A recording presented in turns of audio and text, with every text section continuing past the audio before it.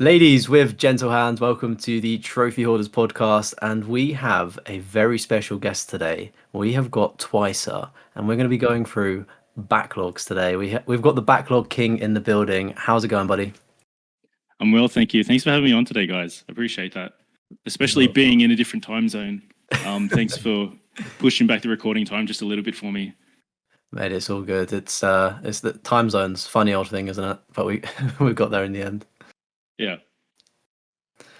So straight on to the topic then. We like to jump straight into things with the podcast nowadays. You seem to be the man at the moment that has mastered the backlogs, and I guess a lot of people might be keen to know what is the best way to tackle your backlog. Okay. Well, thanks for that. I don't know if that's true, but thank you. I appreciate that. It is something I'm sort of niche down in, I guess. Okay, so how do I tackle my backlog? Well, for me personally, this was just like perhaps just going to be a short one-off idea, like maybe 1, 2, 3 videos. Yeah. I didn't know if it would be a thing that people resonated with. Unfortunately, it did. But what I do personally, because I guess I'm making videos for this kind of stuff, is I try to go for a bit of variety. So I just sort of look at what are the games I've started, what do I need to go back to, and what would be interesting. Because I tend to go 3 games per video. And if I can mix that up, it's good. So, JRPG, maybe a shooter, that kind of thing. But for people in general who want to do their backlog, I guess, number one, might be a bit cliche, but just do what feels good. Like if you want to play something old school that brings you some good memories, some nostalgia, just go and play that. Because it shouldn't be a slog, in my opinion. But Yeah. I don't know, because you guys obviously know Pearson profiles. Have you ever clicked around on there and seen the Trophy Advisor tab? I've not actually. I've seen it, but I've not actively used it. I think it just 'Cause shows if you're you actually like the most common trophy that you've not unlocked, is it not? Is that not like the way That's it right, goes yeah. in order? Yeah. So if you really cared about your percentage and you wanted to clean up these trophies, the most efficient way would be to go onto Pearson profiles. You click on Trophy Advisor and it literally lists all the trophies you haven't earned in order of rarity, like most common to rarest. And so if I click on mine, I can see at the very top I've got a whole bunch of Robocop trophies because I just sort of abandoned that game halfway through. So that could be another way for people to tackle their backlog. Does it include DLC? I would say it does, yeah. See, I can see second on my list, I've got Guitar Hero Live, which is like one of the first games I picked up and played on this account. Oh, it's shown me. But unfortunately, I think that's light a bonfire. 97% of people have done it. Oh wow! See, that's some low hanging fruit you could tackle right there if you were interested. Mate, I've got. But I think Guitar Hero might be. I think the servers might be off or something. Mate, my completion percentage you'd be disappointed in me. It's 42%. 14. Yeah, no comment. 1,000 unearned trophies. 14,000. Oh my god. Yeah. See, I think a lot of people don't realize once you start trying to get that number up, it takes so long. Like, oh my god, yeah. I've only got 896 unearned trophies left, and even for me, it's hard to get that number up. So, are you still buying new games and adding to the backlog, or are you firm on it? No, I definitely am. I'm always buying new shit. I love it. Always. Yeah, which is a problem because it does slow progress down. But here's another idea for people who want to go for the backlog: is create a watch list. Because that's what I've done. Because I've sort of looked back at all the games I've got to repurchase, and a lot of it is some Final Fantasy games. I think Callisto Protocol's in there, and there's heaps of different DLC and stuff. And I'm just like, oh, this is going to cost me so much money. But if you put it on a watch list, you get notifications when PlayStation does their sales. And so you can be strategic that way in order to save a bit of money. Oh yeah, mate. PlayStation was blowing up my phone today with the sales. All the new stuff that's been added. I'm like, all the time, isn't it? I'm tempted. I don't think there's ever been a time where there's not been a sale on PlayStation. Mate, it's insane. I think I got 9 notifications Yeah, 9 notifications from PlayStation, and it's all stuff that's on sale. Did you buy any of it, or is it just like? Nah, mate, I've not bought any games. In fact, I was close as well because, what was that? Detective, the cyber noir game you streamed. You paid like £20 for it Oh, at launch. yeah, fantastic game. I can't Nobody, even remember that. nobody wants to die, mate. It's on sale for That's it. £3.99, 80% off. I was like, ooh, I'm tempted, but mate, I've got That's a fucking more than bargain, enough games to keep me busy right now. mate. For £3, that's an insane pull. I would say snap that one up if you're gonna snap any. Aye. Are there games that you have on your watch list that you're just waiting to go on sale? I was I was waiting for Atomfall to go on sale, but Itemful, yeah. it didn't go on sale enough. It's only down to £40, and I'm like, let's bring it down a bit more, because its full price is 55. You could do better than that. I'm like, come on, give me something. Give me something. I'm waiting for. Like, I really wanted to play Dispatch. I never got to play it when it first came out. I didn't have the time. I think it's gone on sale a little bit. Yeah, it was Great on, game. Kind on sale at New Year. Imagine we share the same sales kind of thing, even though you're in of. Australia. Oh, probably, yeah. What's it Yeah. like? it's Try to. Good game, is it? Yeah, I gave it my game of the year vote. I thought it was sensational, and granted, it's probably a lot of money for what it is, but I didn't feel out of pocket. Like, it's one of the games where it generally did feel worth every penny. So Mm. I would be a big advocate of, like, obviously a sale's great, but it's still a good game to get full price or near to. Yeah. If I had the time, I'd just buy it outright. But because Yeah. time is like a thing, it's like, well, I may as well save the money and just wait for a sale. Yeah, just wait. Yeah, Is it like it's like a Telltale game, right? pretty You much? just choose dialogue and yeah. Yeah, there's like QTEs as well, but yeah, it's like it's interesting. It's like almost watching an anime and then like getting to play bits of it. It's quite cool. Oh, nice. I was gonna ask, see where you've been in Australia. How difficult is it? Like, try to boost with people. It's pretty tough, man.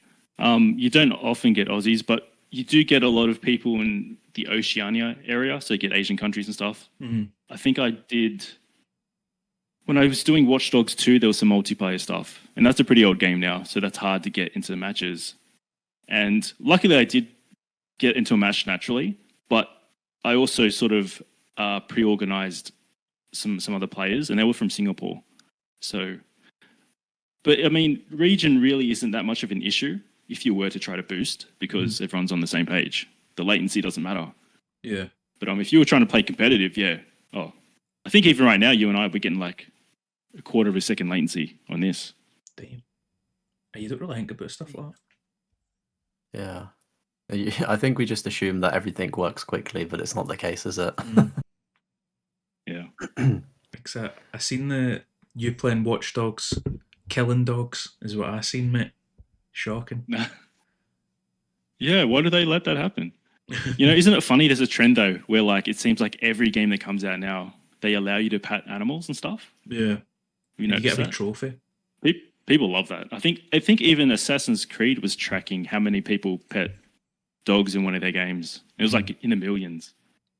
Have you played the newest Watch Dogs? Legion? Yeah, the one in London. Yeah, I did. Yeah. Have you done the platinum? I got the platinum. I think there's DLC I need to do. Ooh, mate, what was it like trying to get the platinum? Because that's one I recently just started. A bunch of videos came up on it, and I'm like, oh yeah, sudden I wanted to watch Dogs Legion, and I know it's get that the DLC trophies you're talking about might be the permadeath ones. What was the platinum like? I mean, it's a Ubisoft game. Ubisoft are generally pretty good, aren't they? Like 3 or 4s. I don't think it was that bad. It didn't really stand out in memory though, because I thought it was okay. I didn't think it was amazing. But did you play it at launch? I played it on PC at launch, and I got maybe like, I don't know if it was halfway in. You like go into an underground facility, and it's like I think the guy's keeping his mum alive or something like that. Is like a robot, an AI. Oh yes. So I don't know how far that is on the game. That's as far. Dude, the only thing I really remember from that game is just the controversy around AI voices or something, even back then. Because I think every character was just a generated character, wasn't it? Yeah, but I think there was also just like a random. It was like the voice. It was like the same voice, but it was just like different variants of it, kind of thing. Like they just Yeah. I mean, with the me, I area on. couldn't pick it up. I couldn't tell, but everyone else was up in arms about it. So that's what I remember.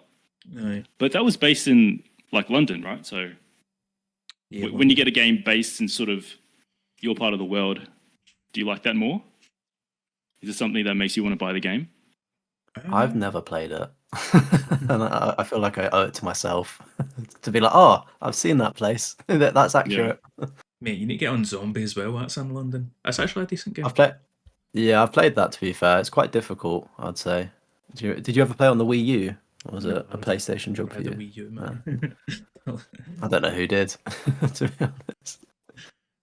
But yeah, I remember going to when I was in New York, and obviously the Spider-Man games are in New York, and it was like even like a very niche spot, like under the Brooklyn Bridge. I think I posted it on Twitter, like a picture that I took of myself there, and then I went into the game when I got home, and then took the same picture, and I was like, if you're from New York, like you just must be so in love with this game, because I'm like a tourist and I found it really cool seeing these Yeah. spots. But like living there, it must be like completely different. Like, oh my God, like I live on that road kind of thing. Sure, yeah. It'd be the same with the Division. The first, at least the first Yeah. one. I think I don't know Yeah, about the second one, but that was New York.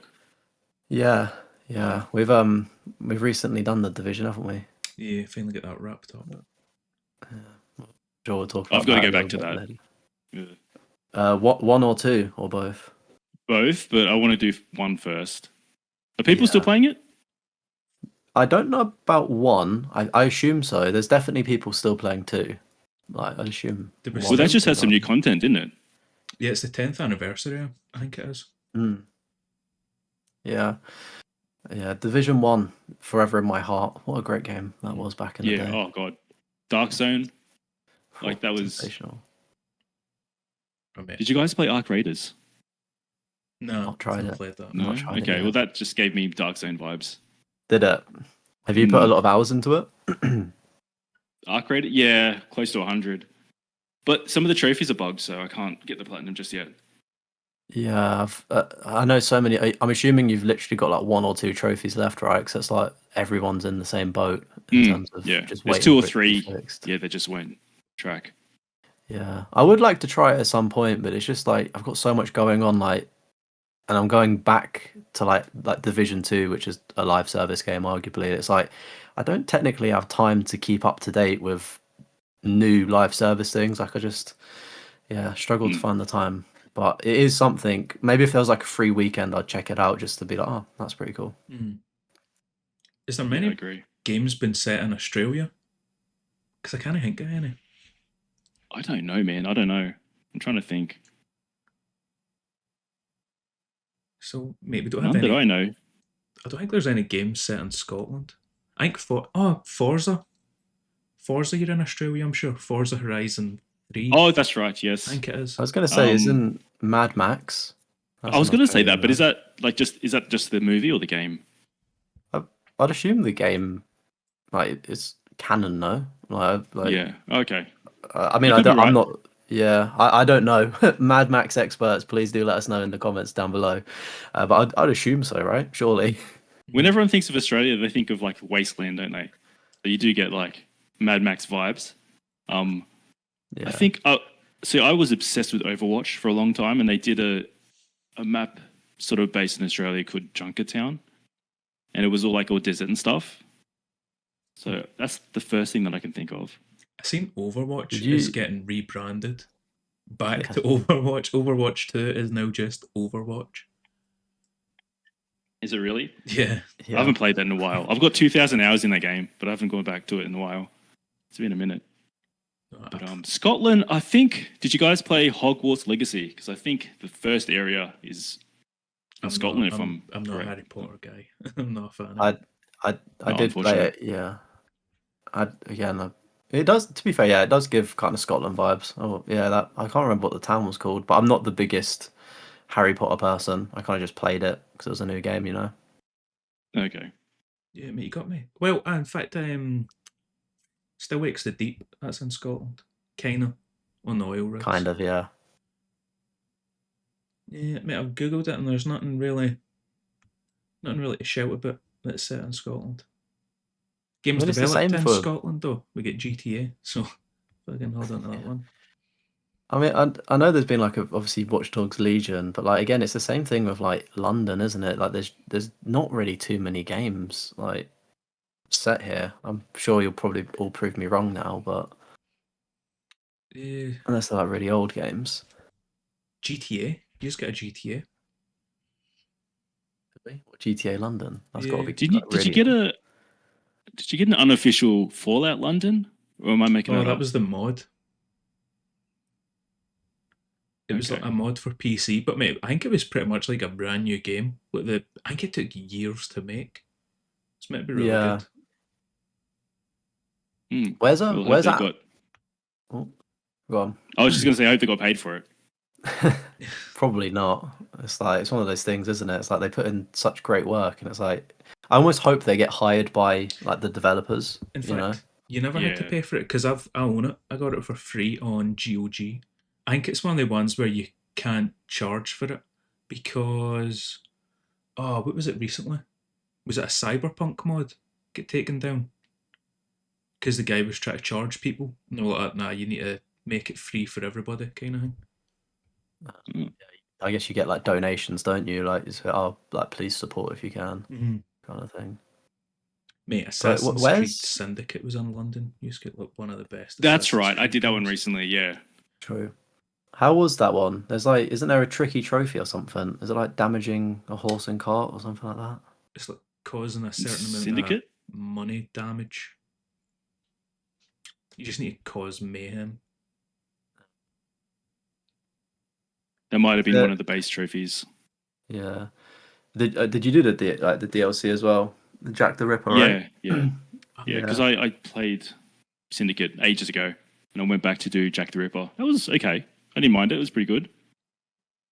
Yeah, mate, I've only just remembered now that I bought that DLC and I mentioned it on the podcast. I was like, it's actually pretty fun. And then I never touched it ever again. Mate, I've got the DLC for Syndicate, Unity, and there's another Assassin's Creed game I need to go back and do the DLC for. Get it wrapped up. Imagine doing Valhalla's DLC. Oh, mate. Bro, that's on the list too. Oh my god. I think at the moment I've got the platinum, but it's like 54% completion or something stupid. Yeah, wouldn't surprise me. It's one of those things though. It's like it's obviously such a mammoth task to do, but it's actually probably really good DLC at the same time. You know, I think it's quite an overhated Assassin's Creed game. Yeah, I think I have to agree with that. Yeah, Ubisoft is sort of like the punching bag. Everyone sort of makes fun of them, but we still buy their games. We do. We are part of the problem. How many Assassin's Creed Platinums have you got? Twice. Let me think.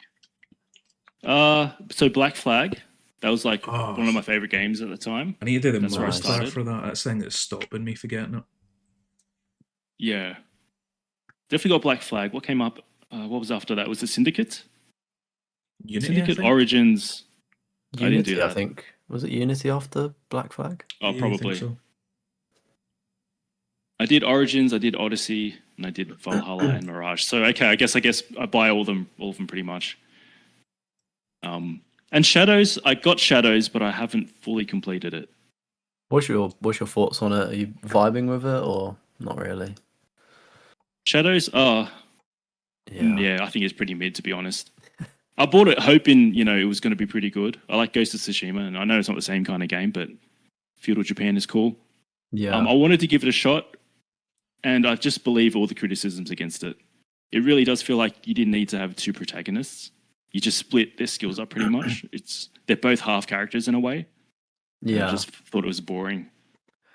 Yeah, it's like the way that it was structured as well. Like, it's you have these two characters, but then you don't get to use one of them for like a good half of the game, and it's like, do you know what I mean? It's I think the flow of it, like maybe if they tweak the flow, or if they just kind of hid Yasuke and almost like brought him in, like when he does appear, and then you get to play as him, kind of like as a surprise. I think that may have landed a little bit better.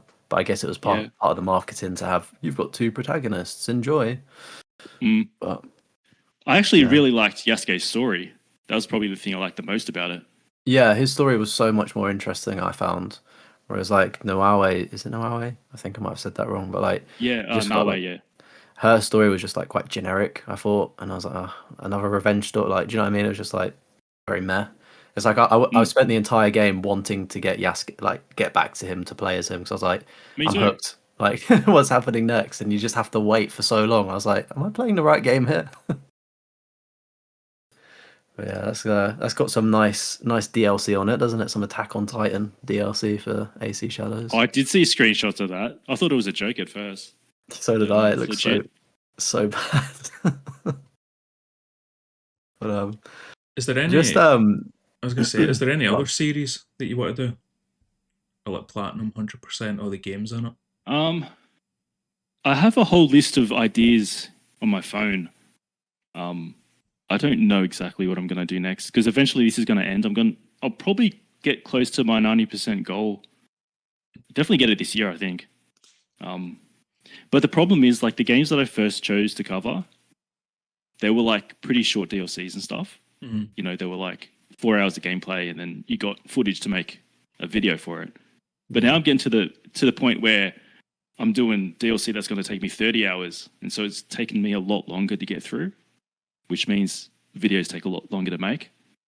Yeah. So I am predicting I'll get to that 90% goal eventually, hopefully within the next 6 months. I don't know. Do you think you would? But Oh, sorry, on you go. I was just going to say, yeah, in terms of ideas, yeah, I do have ideas for what's next. I just haven't decided what exactly it'll be. Mm. So, are you going to stop the backlog videos when you've hit 90% then?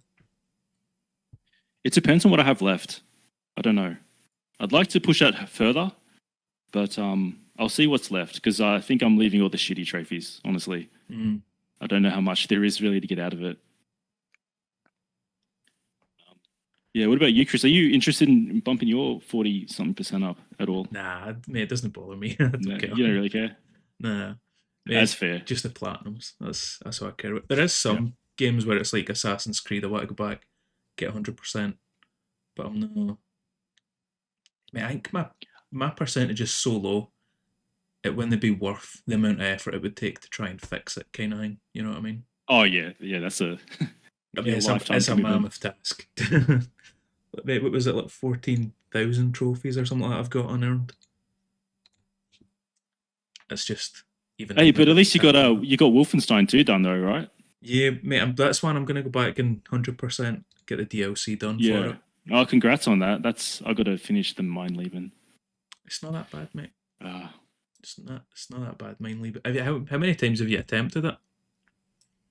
I haven't attempted it at all. Oh. Maybe once, just to see how far I get without practicing, and then immediately got killed. But I know it's possible. I know a lot of people have done it. It's in the thousands now. Mm. So, Right. did you follow any particular guides? Did you follow? Yeah.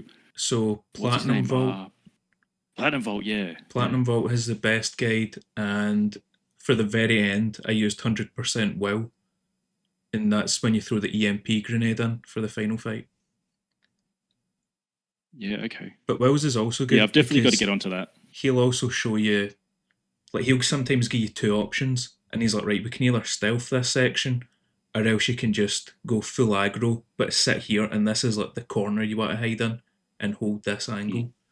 So he gives you options, and then also sometimes it's like, if you fuck up this stealth section, this is what you're going to do. You're going to run back here, gives you like the spots kind of thing. Yeah. But mate, yeah, so you probably agree it's not a 10 out of 10 then. With all these resources and stuff, nah, it's nowhere near. It'd be a lot easier. Nah. Even Snamwages and Trophy Troy that we had on agreed, and they said it was 10 out of 10. They both said it was. Sam Yeah, did but it in Snam is one like shot, didn't he? He's really good at everything. Yeah, Yeah, he is. he done it first time, which is mad, mate. I want to see that video. I'm looking forward to that one. Are you going to do Mein Leben as a video? Maybe. I'm definitely going to do it. I just don't know. Yeah, I'm sure I'll make it into a video. Because you need to do it for the DLC as well. You need to do Mein Leben. Yeah. But I think it's only the last chapter you need to do for it, so it's not as bad. But I don't know how many guides there is for that in comparison, obviously, like the main game. Yeah, I've saved Platinum Vault's video guide on my watch list, so I'm definitely going to use that. Yeah, and I've seen how he plays, and like, no offense to him, like he's very good that he got through that, but he does make it very clear that he's not a good shooter player. Yeah. And so if he can do it, I think I could probably do it. Yeah, I think that's his whole thing in the video. He's like, I'm not the best at FPS games, and I've managed to do it. So if I can do it, you can do it. That's like Exactly, yeah. the thing. But the dedication as well to get through it and make a video on it for other people, that was really cool. Mm. What would you both retrospectively change the rating, like difficulty rating? Because it seems quite evident it's not really a 10 out of 10. Or, I mean, it still could be, but... Like a 7 and 8 is what I would put it at. I don't think I have no idea. It's that bad. I thought it was a hard game, man, on normal. Like when I first played it, I thought it was pretty hard. Mate, and without these guides and stuff, it very well could be a 10 out of 10. Mm-hmm. But because people have broken it down and they know exactly where to go and where to hide and stuff, that's what makes it easy. Yeah. I mentioned that in my video. I was like, see, the first time I played through this game, I was like, fuck, I've bit off more than I can chew here, because I died so many times. See it, and I go through it in the video, like the courthouse section. What was the other one where I really struggled with? See where you plant the nuke, Area 52. See that room? Mate, I died so many times, I know. And I was like, this is, like, mine leaving's going to be horrible. And then you watch a guide and you're like, oh, there's actually like super easy, consistent strategies that'll work. This isn't actually that bad. But mate, definitely watch that video. Would highly recommend, and it'll get you through it. Yeah. I think there's... But it was an amazing game too. Like, I actually enjoyed playing that game. There are a lot of difficult games that I'm just like, I look at it, I'm like, oh, I don't want to do that. Like, I'd like to get a hard platinum under my belt, but I don't want to play Super Meat Boy. No, mate, I'm the same. I was looking, I wrote it down as well on my list because I was going to include it. But I was like looking at all the other 10 out of 10 platinums, and I was like, I think mine Lieben's probably one of the only ones that I could do. Like Super Meat Boy and stuff like that, I was like, no chance. Crypt to the Necro Dancer, not a chance. I'm trying to think what other 10 out of 10s there was. I wrote them all down as well. I think like a set. To me, none of them are appealing. There's like the Street Fighter games and Street Fighter 5 stuff. I don't think Devil May Cry 5 is a 10. I think it's an 8. It's an 8, I believe, yeah. Yeah. What would you say your toughest platinum is, Twicer? Have you got like one that really sticks out, being like, I hated that, that was so difficult to do?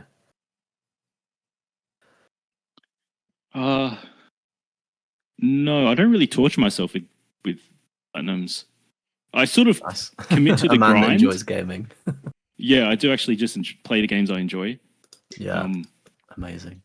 Having said that, sometimes I'm sure it's the same with you, but you play what you want to play, and the trophies are sort of secondary.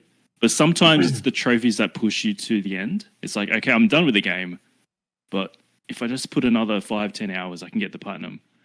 I'll go through that. I'll do that. Or sometimes if I'm deciding whether to get a game or not, and I'm like, I kind of want it, but the trophies is what gets me over the line usually.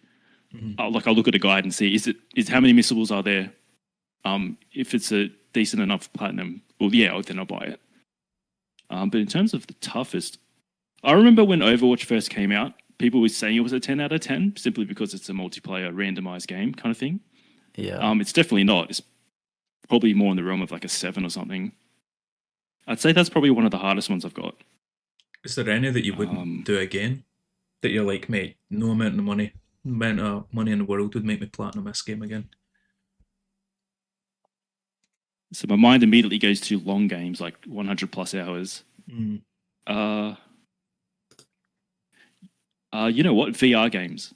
I find that, so I got a PSVR 2. I love the technology, but holy shit, does it make me queasy when I play it. Like, you do really have to commit to playing it, day after day, just to get used to it, just to get your sea legs under you. But I find that I played Horizon Call of the Mountain, and that was okay. Like, I enjoyed shooting arrows and stuff, but that was a bit of a slog for me to finish because of all the climbing and stuff just made me feel sick. Right. So I'm reluctant to go back to any VR game, and I'm actually recently just now playing Thief VR. Legacy of Shadow. I don't know if you've seen that one. That's No. quite new, and isn't it's it? just I think. yeah, it's pretty brand new. Yeah, I'm playing that, and it's the same thing. I'm just getting so sick. And it's a short game too. You can platinum in like 15 hours or something. Yeah. You don't fancy Skyrim VR then? Nice 100-hour job. Yeah, no, thank you. I like Skyrim a lot, but not in VR, man. Yeah, I mean, fair play to anybody that does tackle that. But yeah, it just seems insane to do. There's a VR Wolfenstein game that you could do. Oh no way, really? Yeah. I haven't. I forget what it's called.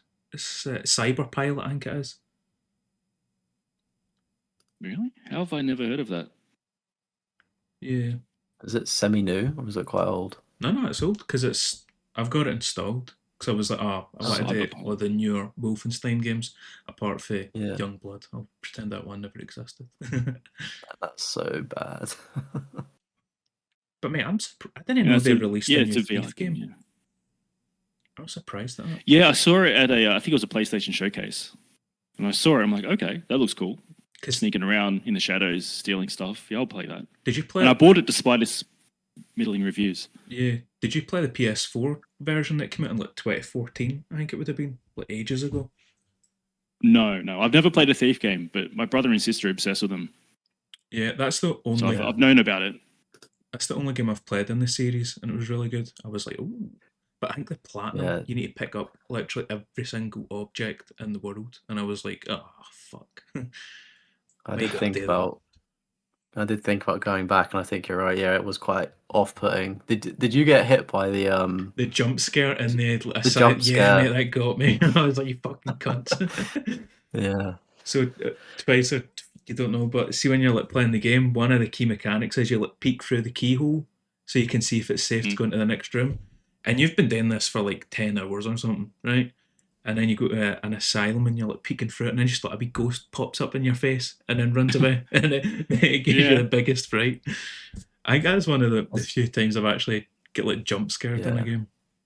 Yeah, they stitch you up there. Has the VR done anything like that to you? Yeah. In terms of like jump scares. No, I really honestly haven't played that many VR games. I played, I think, a demo of Resident Evil. I think 7 might have had a VR mode. Yeah, 7. That was really fun. Holy shit, the guns and that felt amazing. But I haven't really got the balls to do a full playthrough in VR in a Resident Evil game. So no, nothing scary. I played mini golf. That was really good. That lends itself really well to VR. That does sound. And there's also a drum game. I think it's called something generic, Drum VR or something. That was pretty good too. Yeah, did you play? But no, nothing scary. Did you have the VR1 headset or just VR2? No, just the PSVR 2. I wasn't a fan of all the cables and stuff. Yeah. From the first one. Because I was going to say, I think there's games that you can't play with a VR2. Like Batman, the Arkham VR game. I think there's stuff like that you can't play on VR2. Yeah, you're right, yeah. Because I would have played that if it was available. Is that on the first PSVR? Yeah. It is, okay. Yeah, I mean, it's lying there waiting for me to play it. I just played Job Simulator, which was like a fun wee VR game where you play as like a chef in an office and stuff in a garage. And I was like, it's just been fun for 3 hours. And then I put my VR box away and I've never touched it since. Just sitting there collecting dust. Need to get back to it, mate. I know. You got the Paranormal Activity game, don't you? I know you can do it without VR. Yeah, but... mate, I forgot. Mate, see the amount of games that I've bought and forgot about. It's mad. Yeah. The old backlog continues to grow. Mate, it's never fucking ending. Yeah. Twice so with with the whole like backlog content and stuff, like being one of the first people in the YouTube space to like bring more light to the topic, like how did it come about, the sort of like thought process, if that makes sense? Like did you just wake up one day and be like Cash Money, that's the video, like I've got it sort of thing?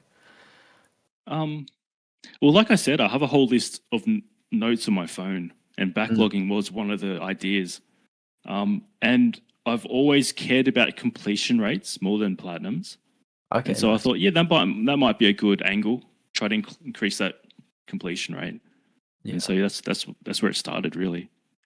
Have you always Um, have you always been PlayStation? yes, yeah. PS2 was my first PlayStation, and I've had PS3, PS4. But no, my first console ever was like, I don't know what you call it over there, but the Sega Mega Drive is what we called it over here. I don't know if that's the Genesis. I would. Um, Not sure, mate.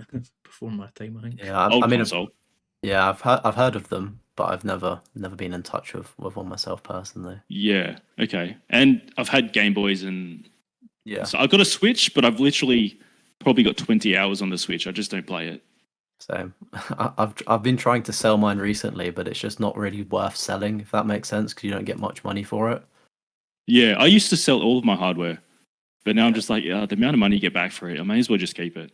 Yeah, And who 'cause knows, it might be like a retro, might be worth something in the future. Probably not, but Yeah, See, when you were yeah. on you go. Oh. Yeah, and I was just gonna say with I remember like my DS. I think I sold my DS, and then I just had this like really bad Pokemon itch, and I was like, I'm gonna have to buy like a 3DS now or whatever the current one is to actually go back and play them. So I like shot myself in the foot having to drop like 200 quid. But yeah, what was you saying, Chris? See, when you were playing games like back on like the PS2 and stuff like that before trophies, were you still like 100% in games? Has that just always been a thing, or is it only with yeah, I think trophies? it's sort of built into my personality. I think maybe it's an OCD thing. Maybe you guys can speak to it as well. I don't know. I have a feeling if you did like a survey across all trophy hunters, you find that there are similar characteristics to get, like maybe it's just the checklist kind of mentality, like get this done, get that done. It's being goal oriented, because that's sort of what I'm like. Yeah, something with a lot of to things. work towards. Yeah. Yeah. And so I've always been, I guess, a completionist. Obviously, back on PS2, there were no trophies. But what I would do instead, I would just try to play everything, like get everything done in the game, all the side content, whatever I could find, and just create like a master save. Like, for example, one of my favorite games of all time is Final Fantasy X, and that was on the PS2 generation. And there were no trophies, but if I completed the main story and sort of went back and explored, retread old areas and stuff, in my mind, it'll be like, this is my completionist save. And I'll just put it at the very last save slot, which was like save slot 99 or whatever it was. And that would be my sort of completionist, save slot before trophies and platinums were a thing. And obviously, looking at hindsight, it's like, I didn't do half the shit I should have done. But back then, you didn't have spoilers and everything on YouTube that just told you everything. And these days when a video comes out, you just know best weapon, the secret boss, and everything. Aye, the meta. How it everything gets Yeah. spoiled. But so I guess I've always been like that. Yeah, I was gonna say just on like the Final Fantasy thing, like my uncle was was the big Final Fantasy player on like PlayStation 2, and he would, again, I don't know if he would have 100% saves, like 'cause obviously I was too young to understand, but he was similar to yourself, just like a completionist to an extent with what he knew, and I think he might have had like the book guide things, and I think that may have told you like additional secrets as well, but there's so much stuff. I mean, we all know it now because of the internet, don't we? But back in the day, it's even more impressive just given the resources. Yeah, no, that's what I mean. Like these days, everything gets spoiled on day one. You just know the best weapons, the best armor, Like, the golden path and everything. Back then, it was all exploratory. You didn't know. You just went in and you come across the Dark Aeon. You're like, what the fuck is that?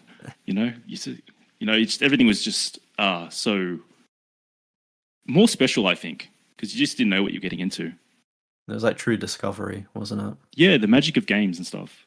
And then you'd like talk about it at school or something, but oh, did you find this? And it's like you don't know if it's actually true or not. You just have to trust like the kid that said something in school, like that you'll find something, Do you guys like when you get a new game?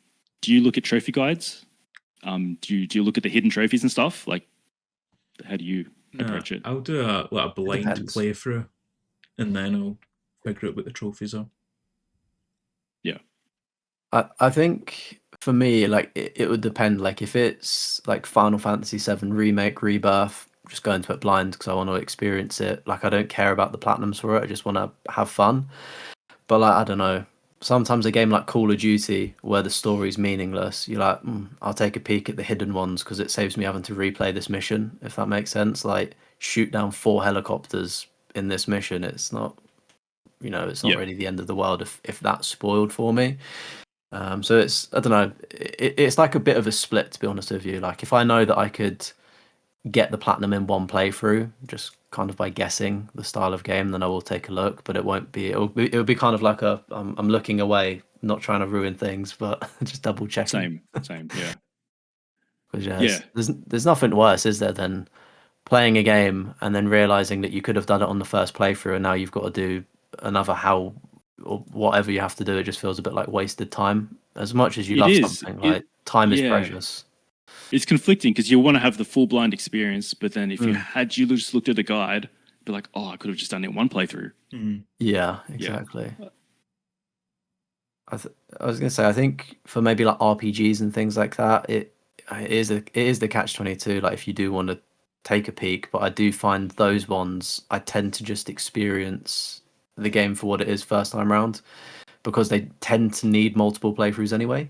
So I'll be like, oh, second playthrough, I'll look at the guide now, see if there's an alternate ending or something like that, or a certain side quest line that I've missed. Yeah. See, when you're doing your videos, how many like games are you playing at like the one time? Like, are you a kind of one at a time, or like 3, 4, working through them all? I generally like to away. play one at a time, just like focus on one. Sometimes I'll play one big game and one small game on the side. Right. I find that works good. Yeah, that is a good But approach. in more recent times, I'm sort of juggling between maybe 3 even. Because at the moment, what am I playing? So I'm doing some backlog videos. Backlog games. So I do one at a time, and I sort of script what I'm going to say as I complete the game. So I'm doing one of them. I've got Thief VR in the background, which is like I'll pick that up every few days if I don't feel sick. And then I've just platinumed the first Red Dead Redemption game. Ooh. So that was sort of like my nighttime game that I'd play. Nice. PS3, PS4, yeah, 5. So that's the PS5 version. Didn't they just do like a sort of... It wasn't a remaster, but some update, Yeah. So I just did that one. And so I guess that's 3 at a time. Yeah. But typically I like to keep it to 1 or 2, just focus on the 1 or 2.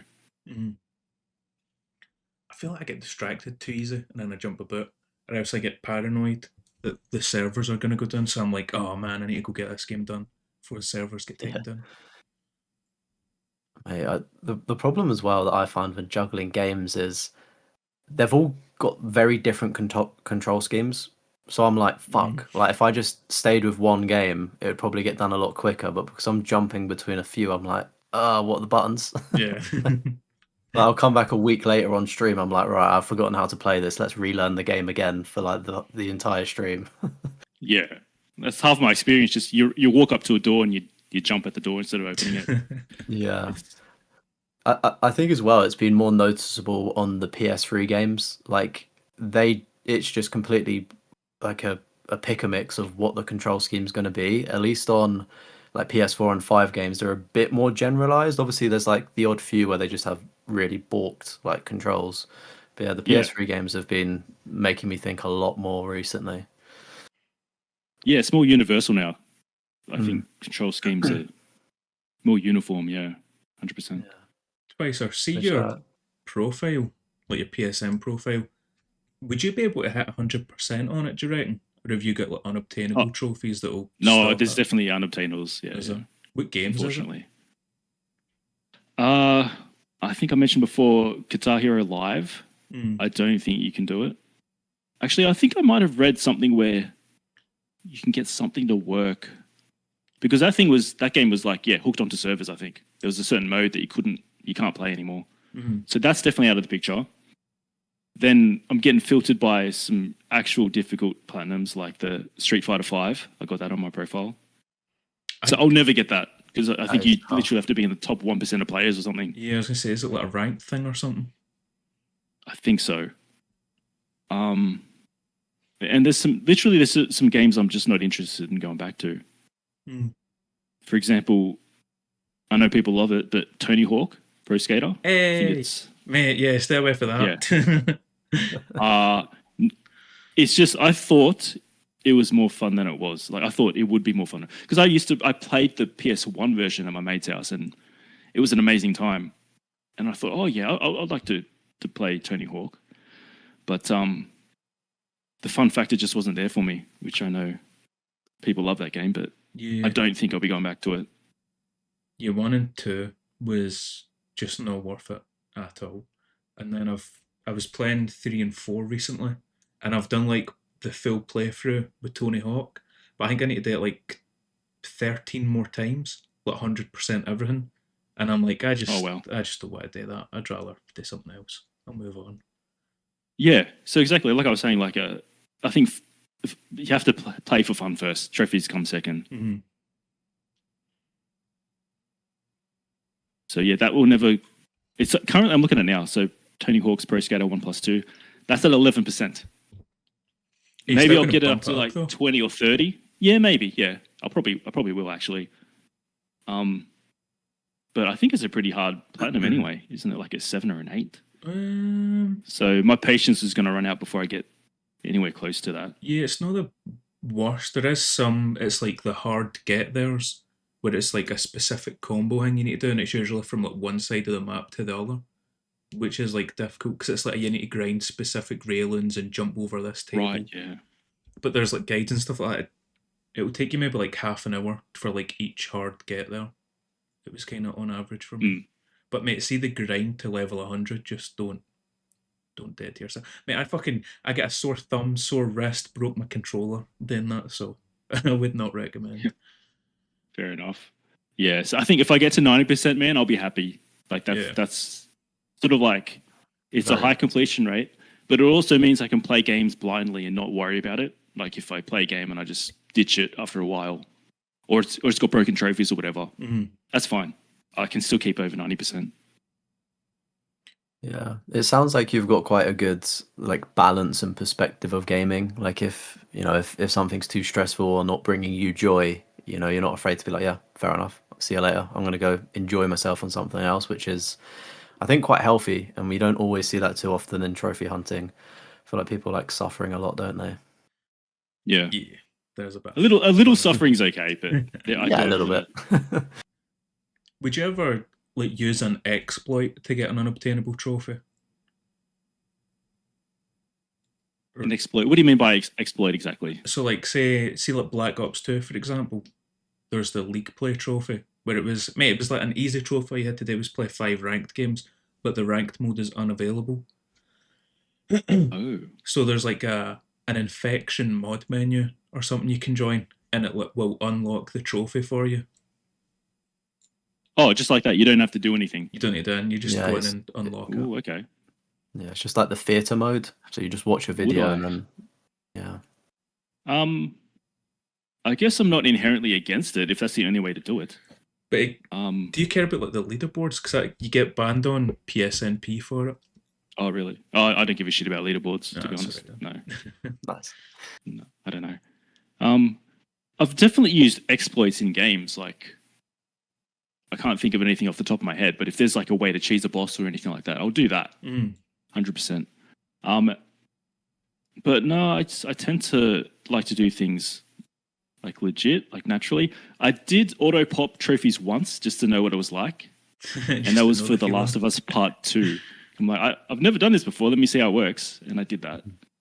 So that was The Last of Us Part 2 when I think it was the PS5 version that came out. How did it feel, mate? Was it satisfying? Did you get a sense of accomplishment?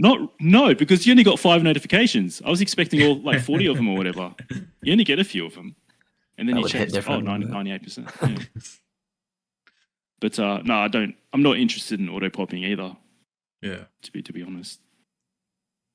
No, I'm the same. Because to me, it is more about completion rate, but also platinum quality, if you know what I mean. Aye, quality over quantity. Yeah. So I take it there's no jumping shovelware games on the old profile. You can have a look, brother. There's nothing like that down there at all. And I don't know how you feel about those kinds of games, but like, did you hear the news about that the publisher that got delisted from the PlayStation Store? Yeah. What is it? Thigh Games or whatever? They had all the, the jumping dildo and all that shit. Yeah. Yeah. Yeah, I've never touched that stuff. Like, Yeah. I don't care if It- like whatever. Do it if you want. I'm not going to judge, but for me personally, I like every platinum trophy to mean something. I'd Right. rather see a 100 quality platinums than 1,000 whatever's. So it's nice when they've got like a story attached to the platinum. You're like, I remember struggling through this or doing that. Whereas when it's the jump and tackle, it's like pressed X for like 30 times and that was it. Done and dusted. Easy platinum. I thought about having it as sort of like a punishment for a challenge. Like, say I failed a challenge, I have to get Oh, 10 shovelware you need games that. onto my profile. You need to get that stain on her. Just Yeah, permanent. I've never done that, but have you guys ever dabbled in the shovelware? I did it years ago when I was like trying to get to 100 pure fast. I was like, I want to get 100 platinums. So I think I was like maybe like mid 80s, and then I think I auto popped Star Wars Jedi Fallen Order, and then I had like a handful of like just shovelware easy plats. But then I was like, you know what? After I hit 100, I was like, I actually don't give a fuck that I've hit 100. So I just hit Yeah. them all for my trophy list. So I don't actually know how many it is. The shovelware would have been, but like my number of platinums on PSNP isn't the same as my PlayStation. Okay. Yeah. Yeah. So I've, you hit them, yeah. Yeah, I've never hid anything. I take pride in everything I've played. But like, I feel like I've never wanted to sit there and play like Stroke the Dick or Jumping Burger or whatever. Like none of those. But there have been like the odd, technically speaking, shovelware game. But some of them do look kind of interesting. Like there was one that kind of looked like a Minecraft horror game, and I was like, it's got my attention. Let me play it. And like, it was a pile of shit, and it's a high percentage, but at least it was something interesting. But then I've just found, when I've been doing not necessarily like a YouTube forfeit, but like just something for the channel, I've ended up like entertaining like a funny game, just for the culture, or part of like a challenge video where the only educational games is like a platinum from every genre. The only educational games are shovelware games, like a quiz game, so you have to do it. So yeah, I do have a couple on there, but definitely no more. So Well, so far I've been lucky enough to stay away from the dark side.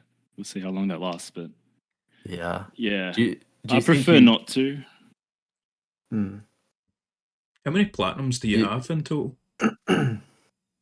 What have I got? 154. Do you do like? And I've been There you go. trophy hunting since 2015. Yeah. Damn, mate, 11 years. Mate, it's mad to think that was 11 years ago, and that's depressing as fuck. It was like yesterday. Do you do like milestones? What do you think about them? Or do you not care what's 100, 150, stuff like that? Miles. It's funny because, like, no, I don't really care at all. No, Yeah. but I did get a DM from someone who was looking at my trophies, and they saw that 150 was coming up, and they were like, "Oh, what are you going to do for your 150 milestone?" I forget who it was, but I'm like, "Oh yeah, that's coming up. It's got to be something good." I can't remember what it was. Maybe it was going to be the Oblivion remaster, something like that. I thought, yeah, that'd be a good 150. And then before I know it, I'm already at 153, and I kind of forgot about it. And that person messaged me back, and they're like, "Oh, so what was 150? Congrats on that." And I had a look, and it was actually Absalom, which was a fine game. It was pretty good, but that was like an indie game that just come out recently. Mm. So yeah, it sort of goes to show that I don't really pay attention to it. Yeah. But Yeah. I think it's difficult on your PlayStation account because you're none the wiser. Like obviously you do see Yeah. your platinum total, but it's not like obvious, if that makes sense. Like at least on PlayStation profiles, it's like there's a section where it's like very obvious what something is going to be. So I can kind of see why. Like I've been the same. Like I've hit a lot of milestones, like 225 or one, like just the ones that nobody really cares about, and it's just been like a random game. I'm like, oh yeah, first that happened. I only first noticed like the milestones when I was coming up to 100, and I was like, "Oh, I need to do something big for 100." And then I ended up doing Dead Space, so now I've kind of locked myself in. Number 100 will be Dead Space 1, 200 Dead Space 2, 300 Dead Space 3. And I'm getting close to 200, and I'm not looking forward to it. I'm actually Nice. low-key dreading it. Do I attempt that fucking hardcore thing? Yeah, I couldn't tell you what my 100th platinum was. I don't know. Do you think, say PS6 comes out, right? PS6 when it comes out next year, following year, whatever it is. Do you hope they sort of redo the trophy system or make these milestones more highlighted or whatever? Are you hoping they change anything, or do you think it's perfect the way it is? I kind of like it the way it is.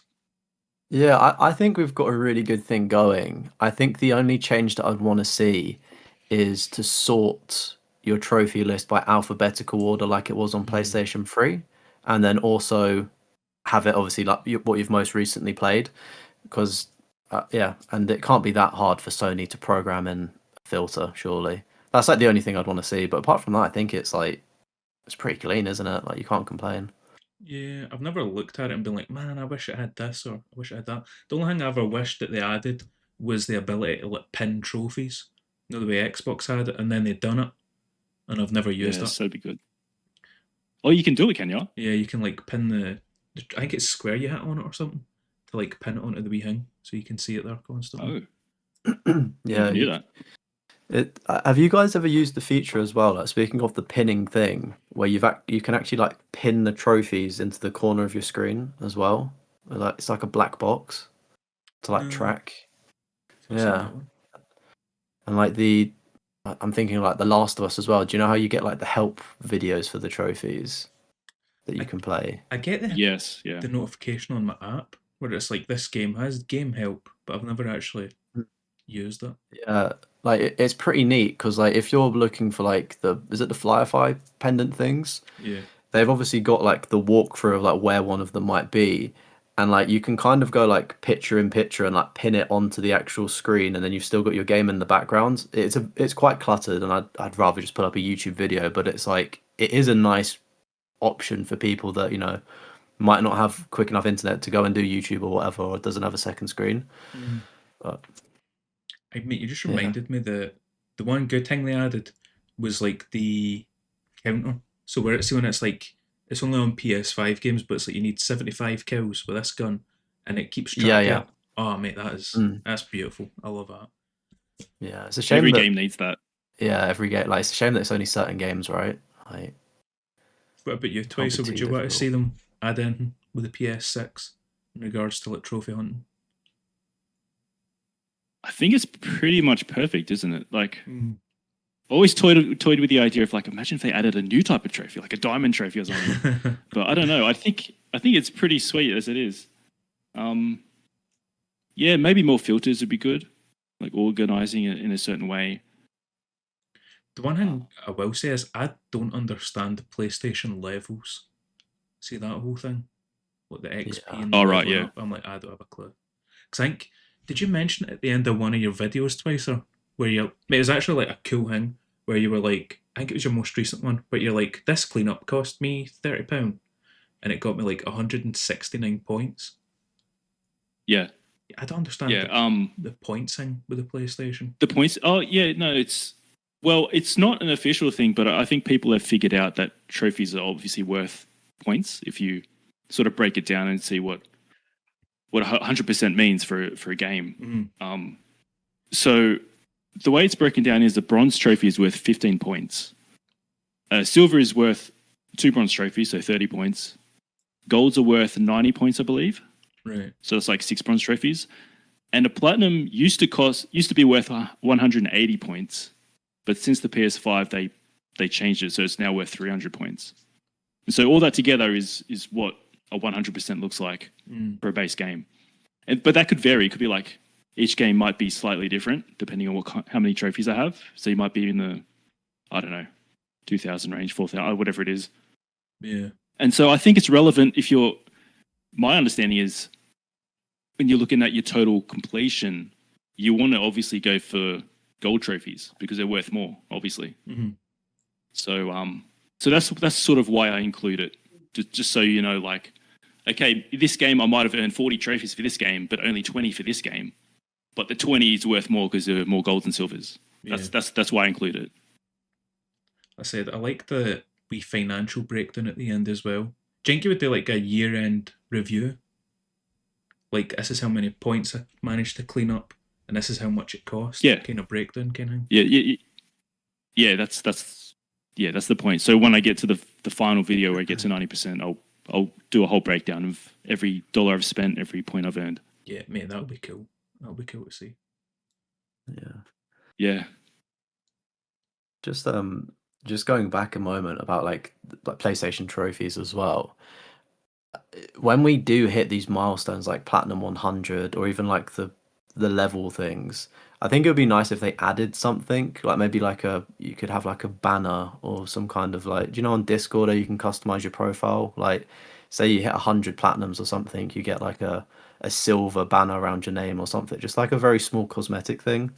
I think that'd be quite intriguing, but very minor. I don't think maybe it would be like 5 games that you can pin.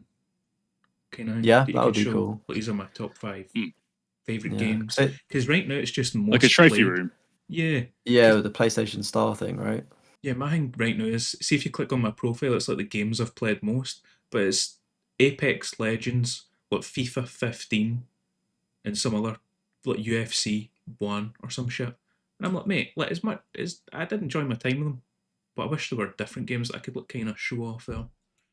Yeah, like you've changed, haven't you? Aye. They were all COVID games, they don't count. Strike them from the record. But With with the old backlog twicer, have you abandoned any kind of like methods of trying to get through it, or have you been quite fortunate and like I know you mentioned like you tend to do one game at a time, for instance, like has your system, should we call it, worked flawlessly, or have you needed to tweak it or stop doing a certain thing to get through it?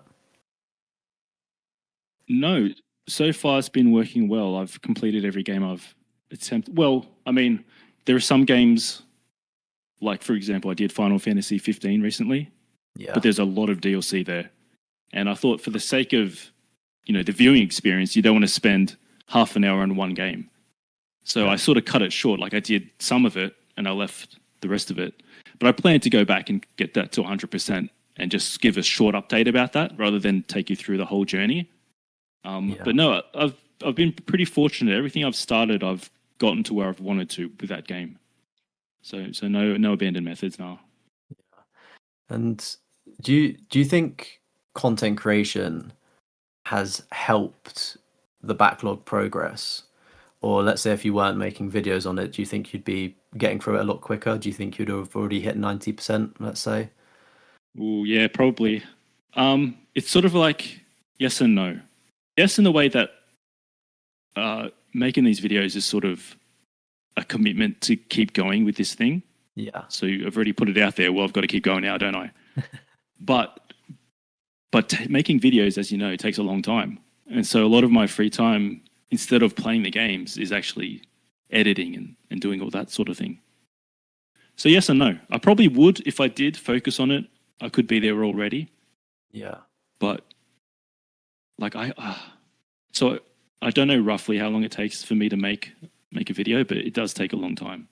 Maybe I'm just really slow, but I think just with the Watch Dogs 2 alone, I think that was a 20-minute. That's 20 minutes of video. Mm-hmm. If you were to watch it, I think that alone took me close to 30 hours to edit. Damn. So that's 30 hours that could have been spent playing.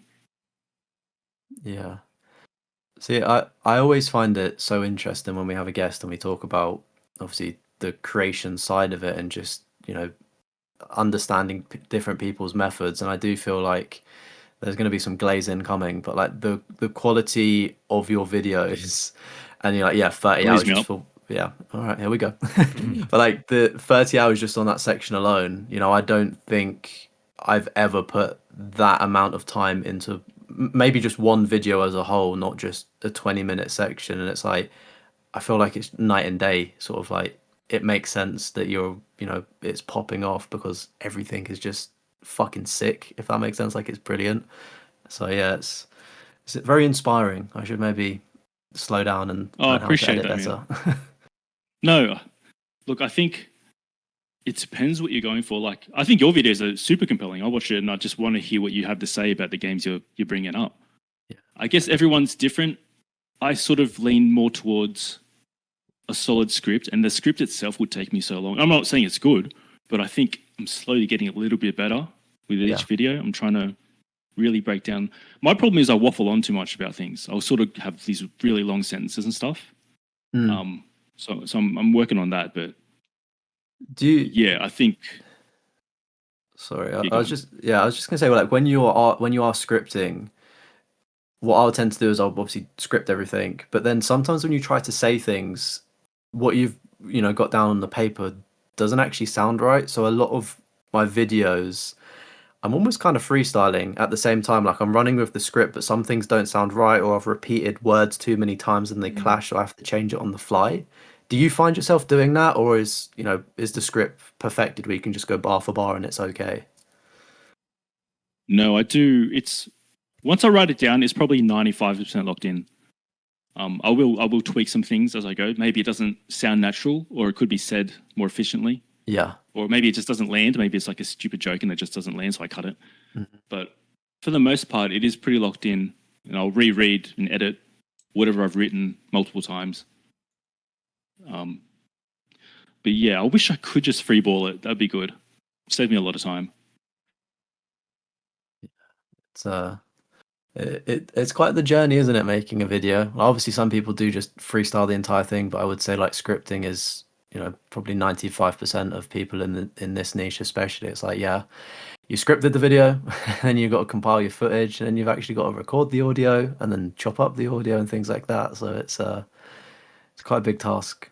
Yeah, scripting is the worst part in my opinion. That's the bottleneck. That's where I start procrastinating the most. Yeah. See the amount of times you just sit there and you're like trying to figure out what to write, kind of thing.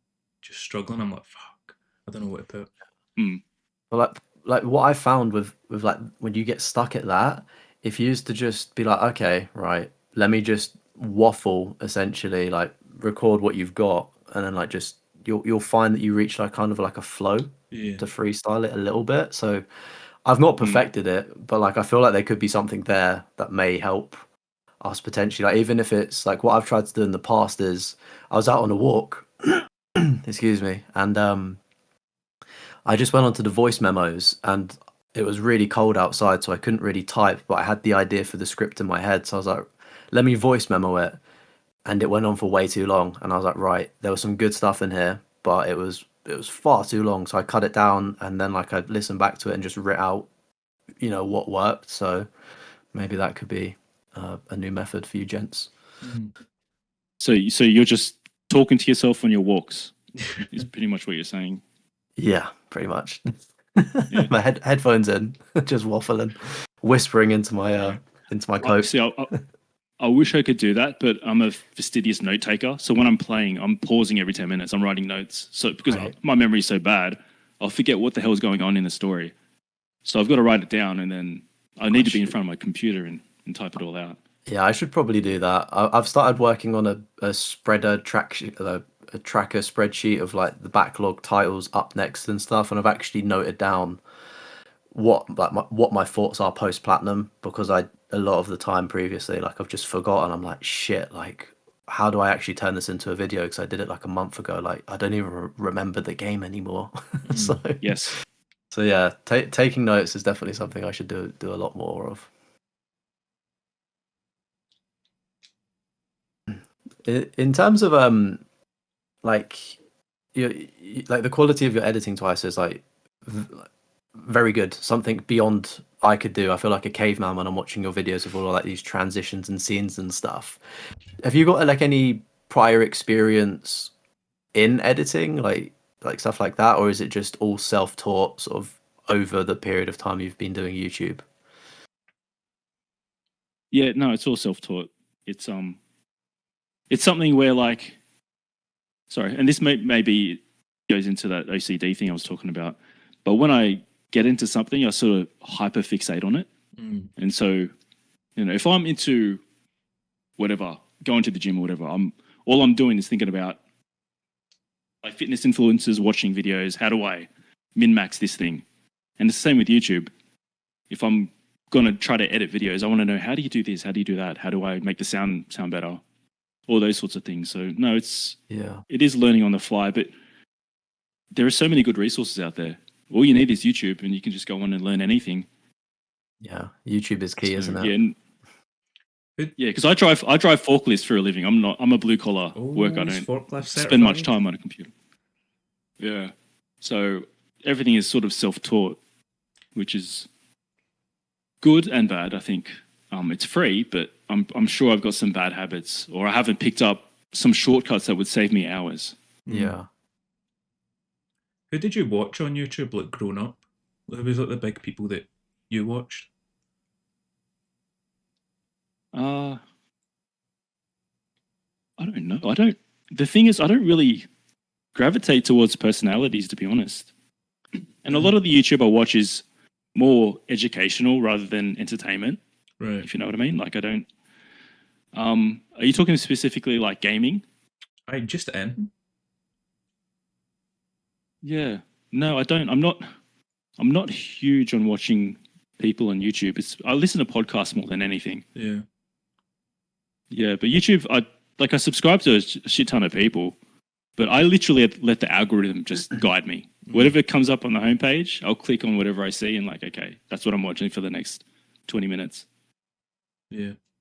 How long have you been? Yeah. What about you guys? Who do you watch? Right now it's just like random podcasts, like Celtic podcasts, MMA podcasts. It's kind of the stuff right now that I've been watching. I used to watch a bunch of like trophy hunting stuff, but I'm not for a while. Yeah.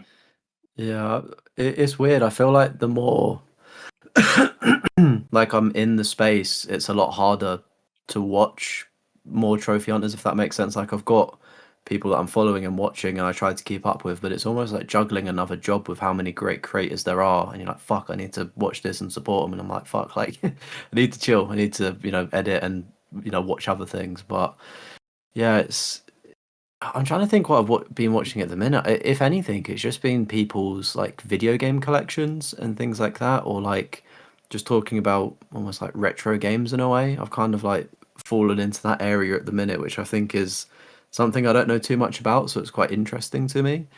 Like there's one guy, N64 Fortress, I believe, and he's trying to collect like all of the PlayStation 3 essential games, which I didn't even know were a thing. And then like these games are English, but they were never released in England, and like a lot of them were in Europe. So then he's trying to like source these games from different countries, and it's a very interesting journey to follow. So that's been the only thing I've really been watching recently on YouTube. What about No, that sounds really interesting. What about live streams? Do you watch that? No. Streamers? No, not really. I think most people, because I'm in the Southern Hemisphere, most people stream at the most inconvenient time, so I don't see a lot.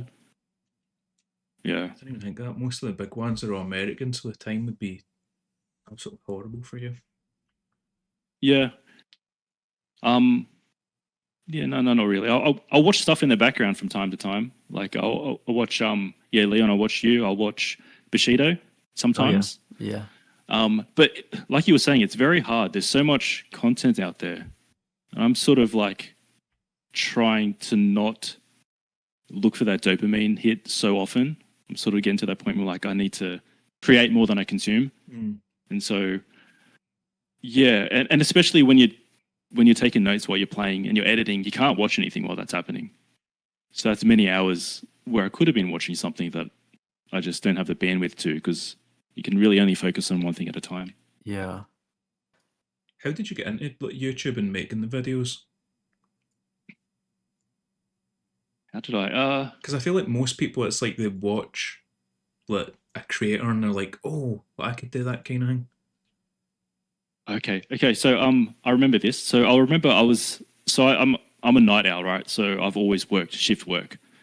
And one day I was at work. I was driving my forklift, and I had my earbuds in. I was watching some whatever YouTube video in the background, and I'm thinking, I'd love to do YouTube one day. Like, just put something out there, but what would it be? And I've always loved, gaming. I was already a trophy hunter and stuff. And it was either going to be gaming related stuff or it was going to be music related, like something about, maybe punk rock music or metal music, because that's sort of what I like. But I've sort of fallen off it. So I thought maybe that'd be interesting to get back into that, talk about the news. But unfortunately, like, music is, heavily copyrighted. Obviously, it's licensed stuff. So I don't know how far you could get with that. And I saw a stream from Bushido Cypher. He was actually doing Spider-Man 2. I think it was Spider-Man 2 at the time. Or might have been a different Spider-Man game. And it was the Quest to Platinum thing that he does. And I thought, hey, you know what? I like Platinum trophies and stuff. The idea I had in my head was instead of doing a journey, do more of like a guide. Like or review games in the lens of a trophy hunter rather than critical about the story elements and stuff. But yeah, when I saw his video, I thought, oh, that's what I'm going to do. So yeah, really, it was Bushido that gave me that motivation to get started. Right. How did you get into trophy hunting? Like the platinums and stuff like that? I guess it was just natural for the like PS2 games and stuff like that. Yeah. So this was back in 2015. We were going to Japan. So there was a holiday booked for Japan. And I thought, I need some entertainment on the flight or I'm going to go crazy because it's a 9-hour flight from where we are. And I thought, I'm going to download some podcasts that I can listen to. And what do I like? I like PlayStation. Let's see what PlayStation podcasts are out there. And at the time, what came up was a group called Kinda Funny. I think, like, I've fallen off since then, but that was sort of, they do like, gaming stuff. And the co-hosts on there were talking about trophy hunting. And I never knew what trophies were. Like, I always saw the little notification come up every so often, but I had no idea what it was. And when they started talking about trophies, and I could see how passionate they were about it, then I started looking into it a bit more, and I realized, what a platinum trophy was, what they actually make you do, the requirements and things. And that's what really got me into it. And so that's where the journey started, 2015. What was your first? On a trip to Japan. What was your first platinum? I should know this off the top of my head. I don't know, actually. I can have a scroll down and have a look. Leon, Rugby League Live 3. Rugby League. Yeah. This is, I think the developer's Big Ant or something. It's an Australian developer. Right. Yeah. Pretty shitty game, to be honest. But I was really into Rugby League at the time. So that was my first platty. And it has a 1.67% rarity. I forgot rugby's like a big sport. It's one of the ones I just don't know anybody that actually watches it kind of thing. Same with cricket. Yeah. Cricket's in that I've same boat. to jump in and make this all about me. I've actually played a rugby game before. I've not platinumed it, but I played Rugby World Cup 2011. And Any good? yeah. Mate, I can't remember. It wasn't my game. Like, one of my friends brought it round to my house to play, and it was one of those where we tried to score as many tries as we could. And I think I've got a picture that comes up every, like, on my Facebook memories every now and again, and it's like we scored like over 100 tries to like the other team's nil, and that was it. Like, that's all we did for like the entire afternoon.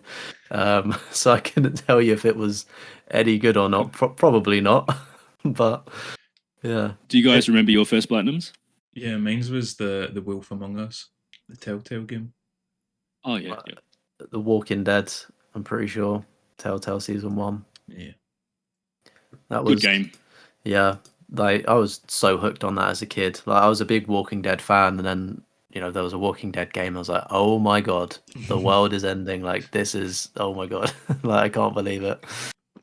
Yeah, and to be fair, like, I didn't really know what trophy hunting was either, to be fair. Like, I got the platinum, but I didn't know what it was. I guess with Telltale games, you play through it and you're going to get the platinum anyway. So it didn't really provoke any trophy hunting feelings, if that makes sense, because I was like, I don't even know what that is. I guess I just got it for playing. That happened to me too with when I discovered what trophies were. I had a look at what I had, and I already had like 2 or 3 platinums. And one of them was Far Cry 4. Oh, nice. And damn. The reason I accidentally got Far Cry 4's platinum was because, I don't know if you remember, but the Ubisoft games used to have, I think, Uplay or something. Yeah, where like you the could pass. It's spend like these the in-game coins. challenges. Yeah. So basically, the Uplay challenges were just copies of the trophy requirements. And so I'd go through the list and do those. And little did I know that got me the platinum trophy. Have you done all the Far Cry games? Yes, I think so. There's no Far Cry 2. Yeah, that's Platinum on is there. PS3, but the online's Oh, meant is to be it? really difficult. I think it's meant to be a really bad grind. It's like 30 to 50 hours or something Yeah, around that region. Okay. It's brutal, Yeah, it's apparently. I played a bit of Far Cry 2 on PC.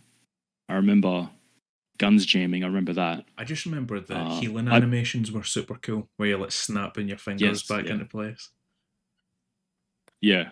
I played the OG Far Cry on PC as well, and I really liked it. That was before Ubisoft bought them, I think. Bought the IP. But yeah, everything from Far Cry 3, I got the platinum in. Pretty sure. There's Blood Dragon 4, 5, 6. I really loved 5 Primal? at the time. Primal got Primal, yeah. Yeah. I think What actually. would your favourite be? Sorry to jump in, Chris. That's okay.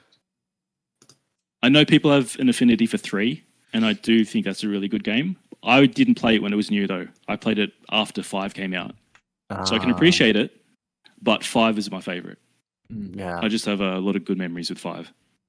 Yeah, see, I played 3 as a kid, and as you can imagine, being like 12 or 13 years old, and you see that last scene with, is it Citra, the lady? Yeah. Oh, yeah. Yeah, it's cemented in my Oh, yeah. head. Favorite game? Oh yeah, boobies. What a way to go out. The have you got a PS3 that you can still play games on? No, I did. I think I sold it when I got my PS4. But I'd love to go back to that generation. Because Far Cry Classic, the very first one, is on PS3. You can buy it on the digital store. I didn't know. Is there a Yeah. play for that? Or Yeah. is that? I thought that Yeah. was for. Oh, Far Cry 3 Classic Edition. Yeah, I have the platinum for that. No, Far Cry They 1 ported it, didn't they? Classic, I'm sure it is. Oh, 1. No, I don't know. Yeah, because I'm sure. Yeah, Far Cry Classic. Because I've got that and I've got Killzone 1 that I've bought.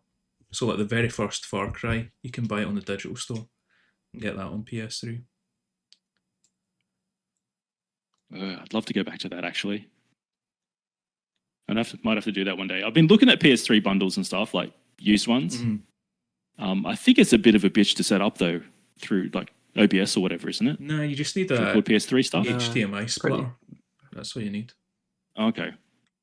Yeah. So do you use an Elgato to record? I'm assuming. Yeah.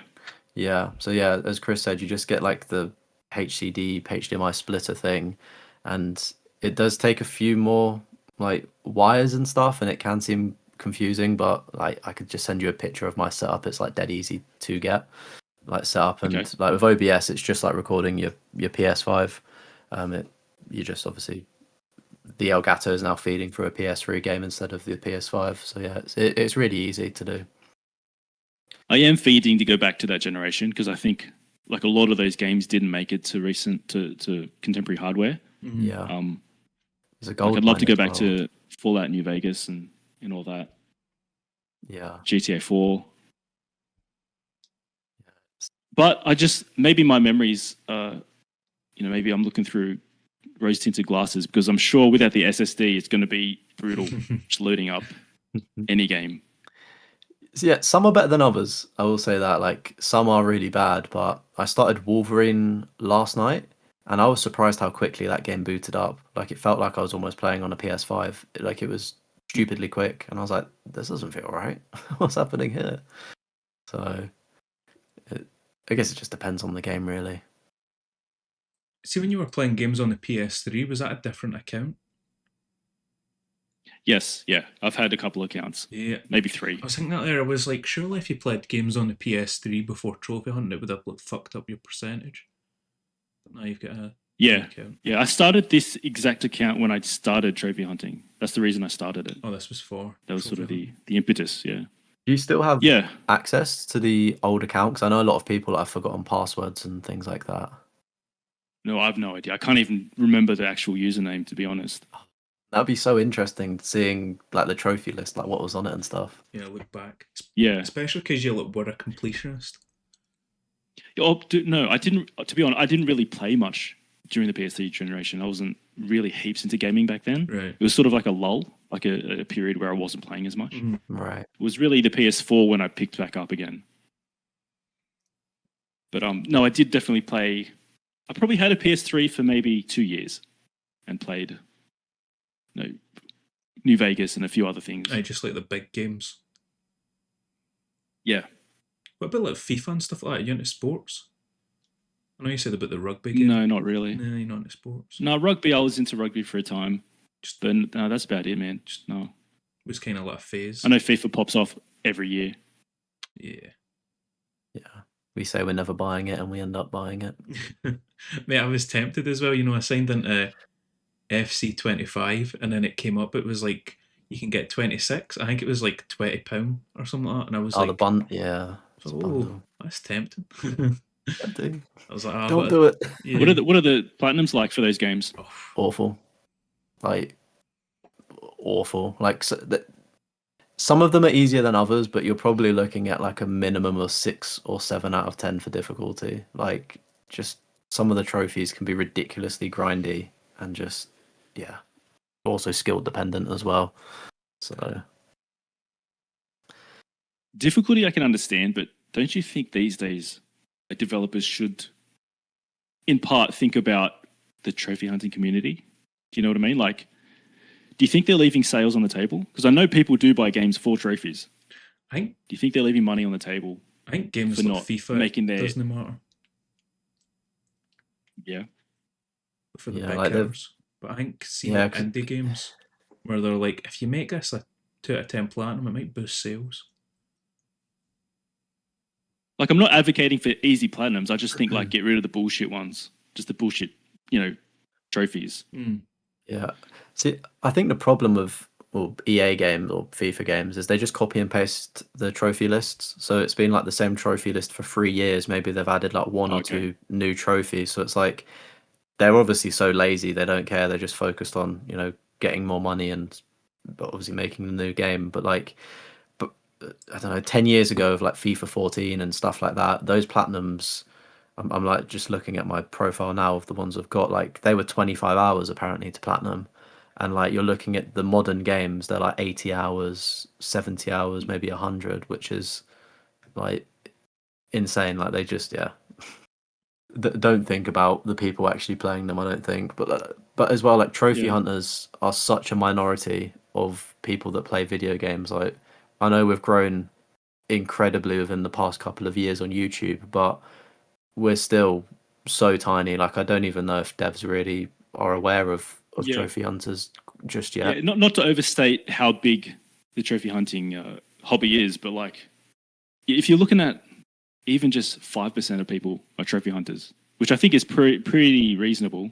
I think if you look at, I did some research, like PlayStation or PSN profiles has about 3 to 6% is the number of all PlayStation players. Yeah. And if you have an install base of like 120 million accounts, 3 to 6% is not nothing. Yeah, it's still That's a quite lot a of lot. people. Yeah. Yeah, it's a weird one as well because I feel like it can backfire as well. Like you look at Final Fantasy VII Remake, they just with the Nintendo Switch re-release thing, they've done the update where you can basically the game is now a cakewalk. Have you seen it, Twicer? With the I heard of it. Yeah, I saw a headline. Yeah, so it's like when devs do things like that, people then get a little bit funny, but like, oh, they've made it too easy now. Like, where's the fun? Where's the challenge and things like that? So it's even if they did take us into consideration, I feel like we always flip flop on our opinions. We're just so hard to please. Mm. Yeah, you got to strike a balance. I think trophies shouldn't be easy. They shouldn't just give them away. But there are some that it's like, I mean, that's a deal breaker for some people. Yeah. How many games do you reckon you might have missed out on that you'd probably thoroughly enjoy, but you've just looked at the trophy list and went, nope, not today? Probably zero. I play what I want to play. Mm. And so I think the most recent example is maybe Expedition 33. I just went fully blind in that. I just didn't care because I was looking forward to that game so much. Fortunately, it was a very doable platinum. That was a great time. But no, trophies have never swayed me against. Like, I just think if I'm on the fence about a game, I'm like, do I want this or not? Then trophies become a consideration. Yeah. See, circling back to the YouTube, and you're saying how you watched the Bushido Cypher and stuff like that. What's your goals for YouTube?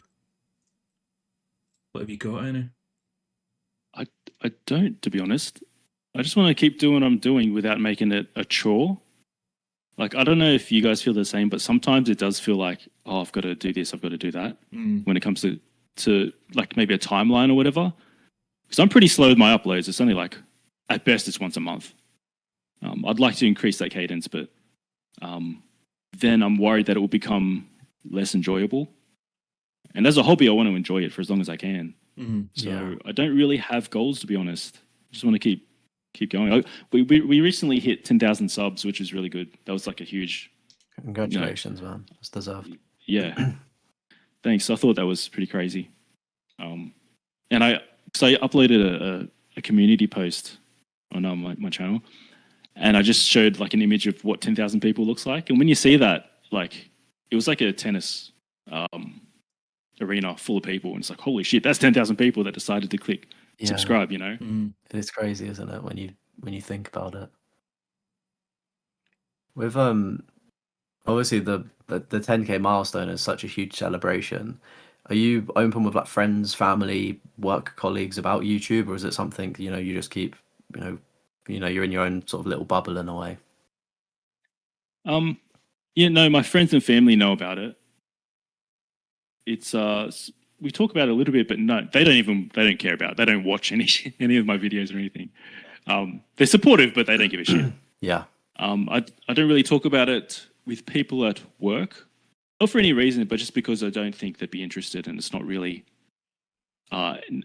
common ground. It's not like something worth talking about, really. Very few people play games sort of in my workplace. Well, they do, but they're very casual. So it's, less so there. But I'm open with it for sure. Yeah. And it is a little bit isolating too. Like, it's great to talk to guys like you, because you're sort of in it as well, and we can talk about, scripting and editing and that. And I find it fascinating, endlessly interesting to talk about. It's just unfortunate that there's not many people I know that make videos. Yeah, I was gonna say, like, have you spoken with any other like creators? Have you like things like that? Any like potential, I don't know, like collaborations on the way? I think, or is this like your first kind of experience speaking to other YouTubers? Yeah, definitely first podcast appearance, but a few DMs here and there, but nothing more than that. Is there anybody that you would want to do a collab with? I don't know what that would look like, to be honest, because everything I do is sort of solo. No, I mean, most recently, who was it? We did the whole Game of the Year thing. You guys are a part of that, right? Yeah. So it was a big collaborative effort. Yeah, Platinum Adam, yeah. So I dropped like a little 30-second clip or whatever, but apart from that, no. I don't know what a collaboration might look like, unless it was like for a multiplayer game or something. Yeah, I was going to say you could do about like a to co-op say- I can story. think about. Yeah. So I'm sure. I mean, I'm not sure of the extent of all of the games on your backlog, mate. But are there any sort of like, I know, like Destiny, for instance, like that's obviously got multiplayer elements, doesn't it? So I guess that's how it could potentially look if in the backlog terminology, maybe. Yeah. Yeah, It's, perhaps, yeah. I always think it's an interesting thing because you look at other areas of YouTube and there's always so many collaborations happening, and don't get me wrong, it does happen within our niche, but it is something that I would like to see more of. Like, I think it's kind of like an untapped potential, especially if you get it right, and obviously you don't want to force a relationship or anything like that, but like if there's like the natural kind of common ground and chemistry, I think it could be something that it just benefits everybody, doesn't it? Like it's just a really cool video that'd be made. Yeah, I agree. Yeah. It'd be cool to have some kind of angle as well, like some like I don't know if you could both pop a platinum at the same time or something like that. Or Yeah. race against each other. I'm not sure. Yeah, platinum Yeah. race. Mhm. With sort of work and YouTube then, how are you at managing all of that stuff? And I guess like within your personal life as well, is it hard to juggle everything, or do you have, I don't know, like an hour every Saturday that's dedicated to editing or playing games, for instance? I'm fortunate in the way that I don't have a lot of responsibilities. Like I don't have kids or anything, Yeah. so I probably have more free time than most. But it is a bit of a juggle because while I do like min max things, like you know what I mean, like this year I'm really trying to make a concerted effort to live more in balance, like sort of do not be on my ass so much, like do be able to get out, be more social, Yeah. do more physical things, which is difficult. I don't know if you feel the same struggle, but I don't know, just sitting at a computer all the time is just not good for you. Yeah. But unfortunately, that's playing games is what I love, and so that's a forced, you know, it's been forced upon you to do that. Necessary evil. Yeah. Yeah, Yeah. I'm conscious because I work from home, and obviously then editing is also at home and playing the game. So I got a standing desk, and that's kind of helped, because I'm like I don't want to be sitting down all day sort of thing. And yeah, I do try to get out as much as possible for like walks and exercise and things like that. So yeah, same. I've just actually started running again, which I don't love running, but I just know how good it is for you, and I feel great after. yeah, But it's I went for a run this morning, and it was absolutely brutal because it's in the middle of summer now, and today's supposed to be what 38 degrees Celsius. Which oh, do you guys use Celsius or Fahrenheit over there? Celsius. Yeah, 38 degrees. Yeah, so a hot day. So I'm glad I got the run done early. But if I can just maintain that, then I don't feel so guilty playing games for like the remaining 4 hours of free time I have per day. Yeah, like I used to be really into running, and I think I just burnt out of it. Like I did everything I wanted to achieve, and I was like, oh, like what's kind of next? And I just stopped. And like it is something I've been trying to get back into, but it's just I don't know. It can be, especially with like the weather here. Like it's absolutely awful in the winter, and it's like oof, like going out, and it's just not very motivating. But needs Yeah, must. It's got to be done, and it's like as you said, it's such an efficient way to like you could go for an hour walk, or you could run for 20 to 30 minutes, and you smash it out. So it's like I think of it like that. Like oh, this is so time efficient that I can get back to doing what I need to do. what about, have you thought about a walking pad with your standing desk? Like, Ye- I don't know if you can do that while you're working, but Yeah, no, I could. Like I have thought about it, but because my dad also works from home, he's invested in one of them, and I don't know what it is, but it's just like it's really loud for like my mum that's downstairs. So it's like maybe in my own place when I get there, I might invest in it, but it's just one of those things where it's like it's far too noisy. So I don't yeah, know. no, it is surprisingly noisy. Like, Yeah, I've got one and I try to use it as best I can, but they're much narrower than treadmills. So I find that I'm always having to look down at my feet so I don't trip over. yeah, So I can't work at my desk while walking, yeah, but I can watch Dragon Ball while I'm doing it. So I do that. nice. I've we have like an exercise bike, and I think it was when I was grinding Smite 2, because like the matches took 20 minutes, and I was like, right, I don't want to do this, but I'm gonna drag the bike into my room and just do 20 minutes on that while I'm playing against the bots. Yeah. so so yeah, that's I've done that, and that's obviously like not noisy at all. It's like almost silent. So I've done that too, but I don't know if it means the exercise is less sufferable or if it means like the game becomes a bad memory. Do you know what I mean? Like which one overpowers the other? yeah, yeah, I don't know. Like I think like I wouldn't. Yeah, it doesn't really phase me, to be honest with like even like when I've done like being in the gym before. I've been let me put on like the new episode of like Jujutsu Kaisen and like blast out, and it was like I still enjoy the TV show, and like the exercise is almost a bit more tolerable. So I guess I've got a good little Yeah. switch in Okay. my head. Yeah. Works for you. Yeah, we've got a question that we ask all our guests, and it's see if you could go back to like any game and add trophy support to it. What would it be? Any game. So does this have to be PlayStation? It could be any. Think. It could be on Nintendo, Any game? Xbox, SNES. Oh, there's only one answer then. It would have to be a Pokemon game. Oh. And my favorite Pokemon game is Pokemon Crystal. Way back on, I got it on Game Boy Advance. I think it's a Game Boy Color game. But I don't even know could you imagine if Crystal. Pokemon had trophies? Like, how insane would that be? What would the Like, trophy list look like, apart from getting all the badges? yeah. Obviously, you'd have to beat the Elite Four, get all the badges. You'd have to maybe fill out the Pokedex. That would have to be one of the trophies. Mm. Catch some shinies. That would be cool. Something like that. Oh, RNG nightmare that. Yeah. I remember when Pokemon X and Y came out, I thoroughly got into Pokemon breeding, which I'd never done before. And the whole meta behind Pokemon breeding is crazy. Like breeding perfect Pokemon for battling and stuff. Yeah. They have all these hidden stats I had no idea about. When Like it's like a whole science. when the fuck did they add breeding into Pokemon? When did that? It's been there forever, Is I it? think. Yeah, I mean, you don't get to see the actual process. You just leave them at the daycare and you come back. Imagine and they- That's Just what we was imagine you did interested this. in, man. I was gonna buy that Pokemon camera game.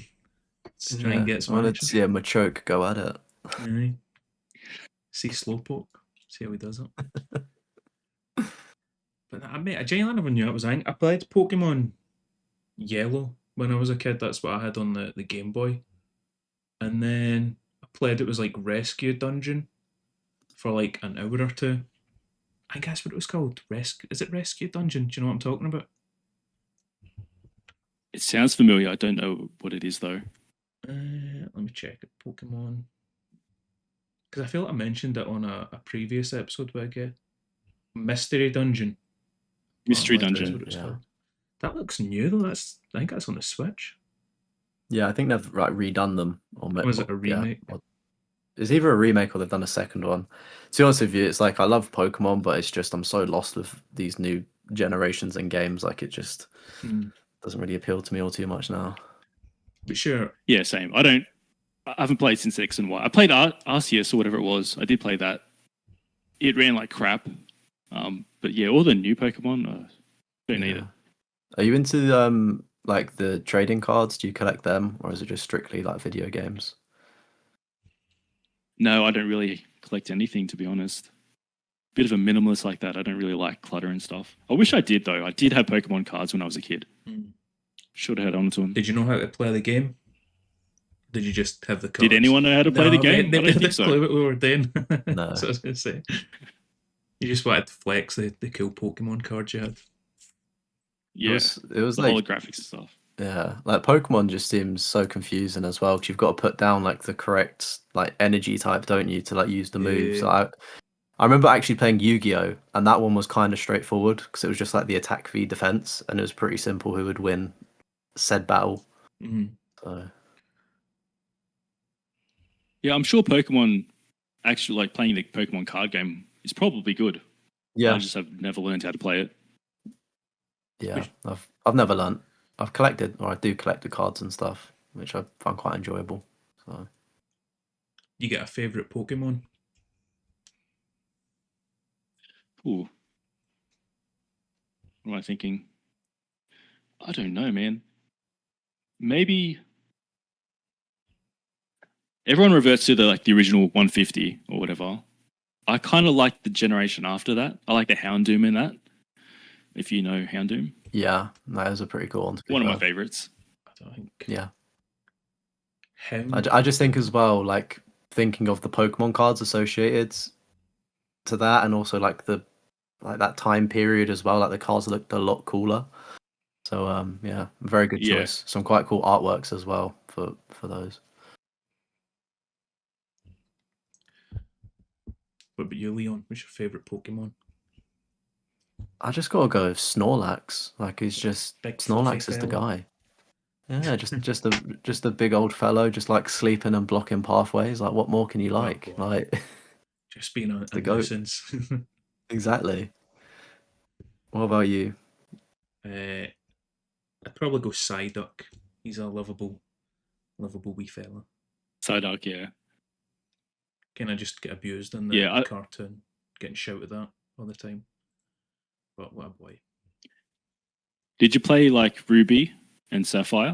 Do you remember those ones? No. Yeah, that was my first experience Yeah. to Pokemon, I think. Like, conscious. I'm pretty sure I would have played some of the older ones on my uncle's Game Boy, but like my actual Game Boy Advanced, I think it was. I remember getting it. It's Yeah. crazy to think that those games came in like cardboard boxes, and like I'm pretty sure I would have just thrown it in the bin, like straight away. Like, and you think now how much money they're worth, like complete in box. You're like, what the fuck? Yeah. Yeah, I still have my crystal somewhere Nice. with the box as well, and it's pretty good condition, I think. That's so cool. I wish I was like, I mean, I don't wish, but like, do you know what I mean? Like, as a kid, you don't really think about these things. You're like, oh yeah, I don't need a box anymore. Yeah. Like all of the stuff that I've just binned or traded in just to fund the next purchase. Twice, have you got like much of a gaming collection? Like, do you collect games as well, or is it just the backlog? No, I kind of wish I started collecting steelbooks because they're cool as shit. But no, I tend to play my games. I keep them for maybe a year and then I sell them because I never go back to them. And that's what has kind of bit me in the ass because now I'm going back to the backlog. I should have just kept all my games because now I have to repurchase them. But I tend to go physical over digital. Do you That's my have preference anyway. do you have PlayStation Plus? Yeah. I've always Yeah. had at least extra. Yeah, yeah. Is Extra the one with the catalog? Is that Yeah. Extra? Yeah. Yeah. So you got You've probably got a good portion of the games on there, hopefully, right? That you can maybe. yeah. Luckily, a lot of them are covered in the extras catalog. Has that made your backlog worse though? Just having access to all them games? Not really, because I'm pretty deliberate with when I start a new game.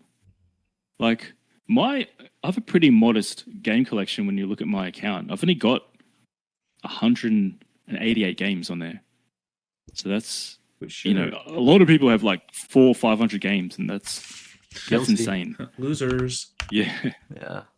but no, I'm pretty deliberate when I start a game. I need to make sure I'm going to be in it, which is why I started Red Dead just recently because there are no new games that I'm looking forward to just yet, except for Requiem when that comes out later in the month. And so with that gap, I'm like, okay, I can start Red Dead. I've got time for that. What is your PSN? But name? no, I don't just my PSN name. Yeah, Just twice at 25. 25. There's a twice or 24 on here, mate. Oh. You're You joking. need to have a word with him. I'm going to DM him right now. I wonder if anyone. I'm assuming somebody has just taken Twicer with like no numbers, right? Surely. Oh, probably, yeah. It wasn't available, so I just did 25. Mate, I'm curious to have a peek at your trophy list. Yeah, mate, only 188 games played. That's mad. Especially since you've had it for like 11 years. Yeah.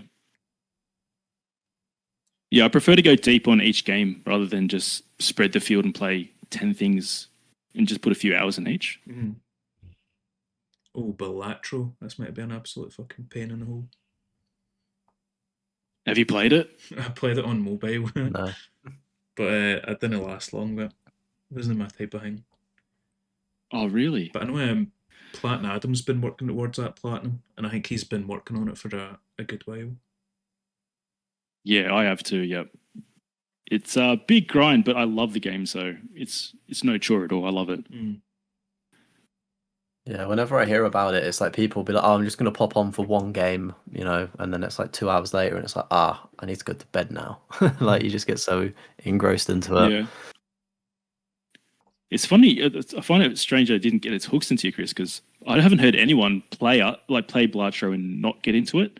Like I can understand a lot of people looking at it and be like, it's not really for me. Like it's not very nice to look at, like aesthetically. Yeah. But the gameplay loop, holy fuck. I can't remember what it was I didn't like about it. I was playing it on mobile, so it was like Maybe didn't that e- was it. Yeah, I think you need to buy it, but I got it on like Apple Arcade or something like that. I signed up for that, so I could play it free for like 7 days or something. And I genuinely, I don't remember what it was that I didn't like about it, but I was just like, nah, it's not. I'm not feeling it. Yeah, I think fair it was enough. also one of the ones where it's like everybody's talking about how amazing it is and like hyping it up, and then I played it and I was like, didn't quite match Yeah. the hype that everybody was gonna.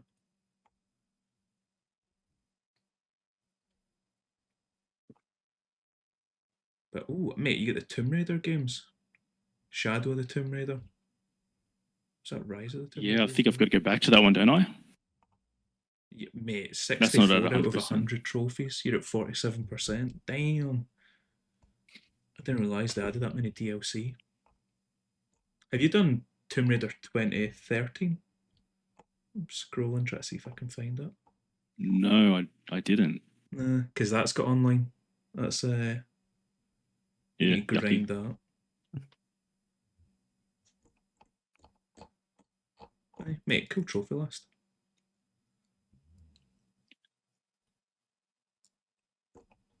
Just get sidetracked and distracted. Turning into a trophy list review. Yeah, mate, it's one of the ones I like looking at them sometimes, but I don't think I could like do the reviews and stuff like that you and Bomb Chop do. Yeah, I mean, it's good fun. I think it obviously there can be like a lot of crossover when doing lists, which can get kind of repetitive and boring. But I'd say for the vast majority, it's just interesting to see what people do in their kind of like gameplay journeys. Like Mhm. I'm very big on like storytelling. You know, obviously it's quite difficult to do that when someone's got 1,000 shovelware. But you know, it's like you see someone go for an entire franchise. You're like, that's really cool. You know, you've done it from January to June, and you've just gone through the entire series or something. It's like nice. Mhm. And these people, they submit their names and then you just pick one at random and just look at their list. Yeah, so they'll submit their trophy list like in my Discords is like the easiest way to track it, and then sort of like the order that they've posted in, I'll then work down from one to whatever the number's at now, and yeah, it's one of those things where there was a position or there was a time where I thought that the series was going to stop, and then it just kept snowballing, and now it's like I think the last time we checked it was like a year, waiting time, which is Holy crazy. shit. Yeah, man. That's good. Exactly. And But it's like, do you sort of have the list you're looking at though, is it sort of skewed towards people who have really good lists and trophies and stuff? Do you ever get just like mediocre trophy lists? I have in the past, yeah, but like recently and like not even like yeah, just like recently, like all of the lists have been like really good and they've had something different about them. Like they've just been really respectable. I have had lists where it is just quadrupling up on the same stack of a game in the different regions and like several shovelware titles, but it's like, I don't, I mean, I don't care for shovelware titles, and I'm not the type of person to like disrespect someone's list. Like if it tickles their pickle, then fair enough. But I can't talk about it that much. I'm like, okay, you just go for it quickly. So it's kind of a shame when you get that because you can't really spotlight the person. Because I think that's why people submit because they want to be in the limelight. And sometimes with the shovelware titles, you're like, it's not really much to scream about here. But yeah, I'd probably say like 80, probably 90% of the lists are like really high quality. You think they're submitting Yeah, your you'd list? have to have a lot of knowledge to review a list, I think. Like, I Yeah, can't remember half the shit I've played. yeah, it is. It's definitely easy when people have like the more common titles because I guess that's what I'm quite well versed in.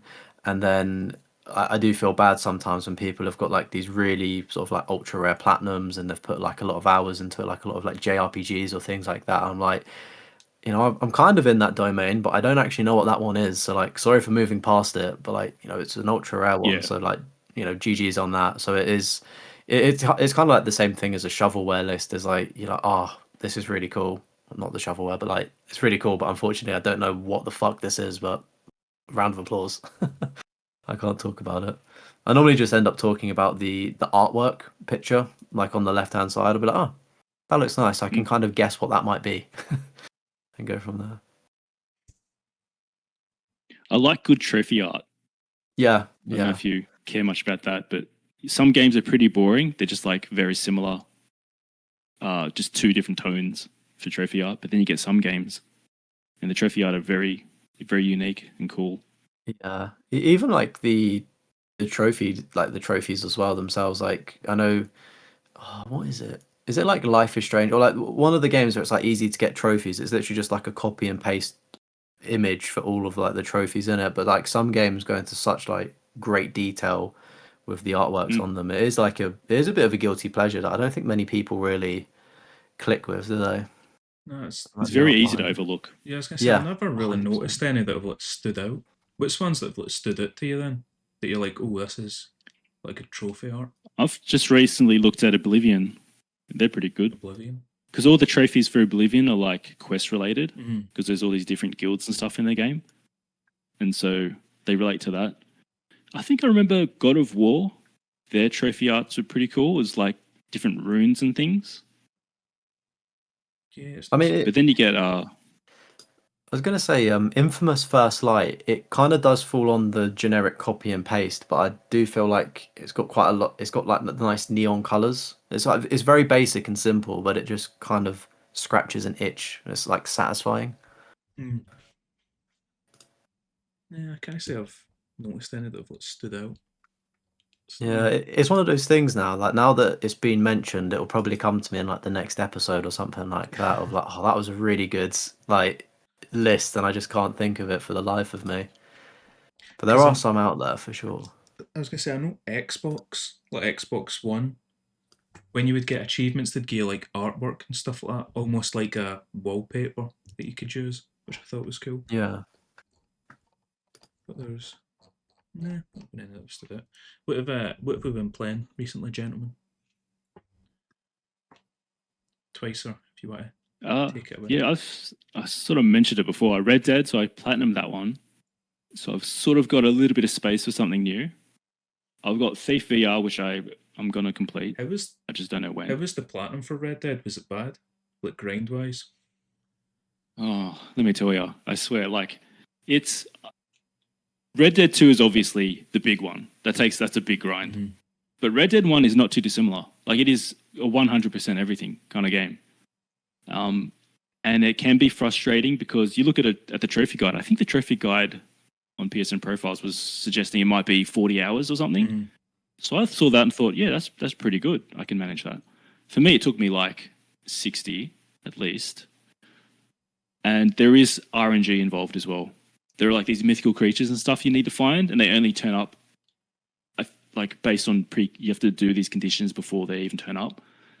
But you got to find that out before you go hunting for them, which, you know, there are one or two, which I didn't know. You had to complete all these other mastery challenges before they would even spawn. Mm.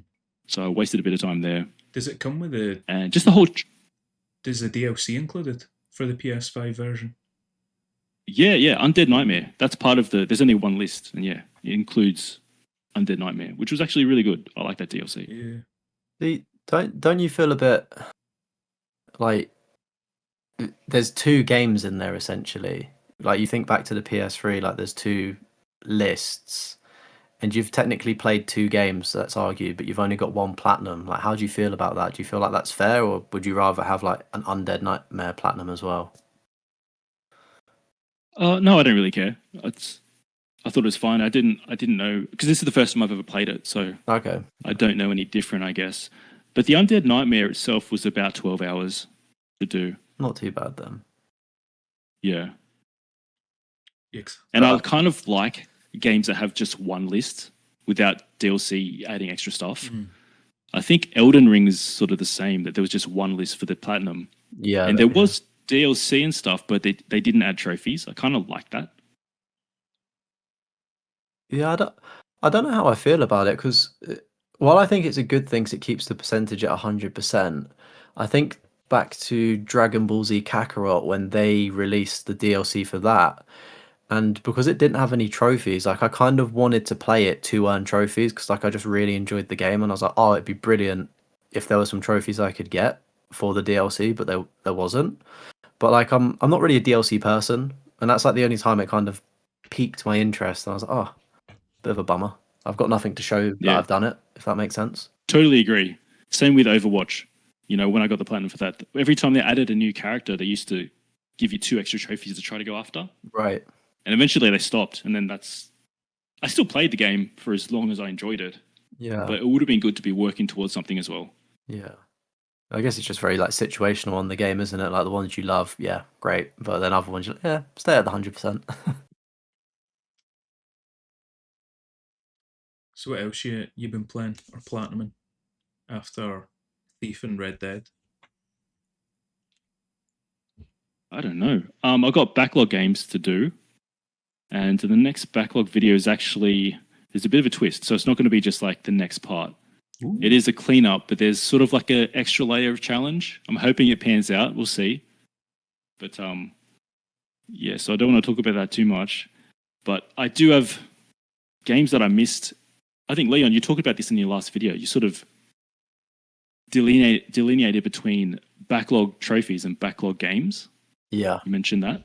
Yeah. Yeah. So that's something that's interesting too, because I do have a list of games I'd love to play that I never played upon launch. Mm-hmm. So I've mentioned Dispatch. I'd love to play that. Yeah. The Alters as well that came out. That was really good, apparently. Not heard of that one.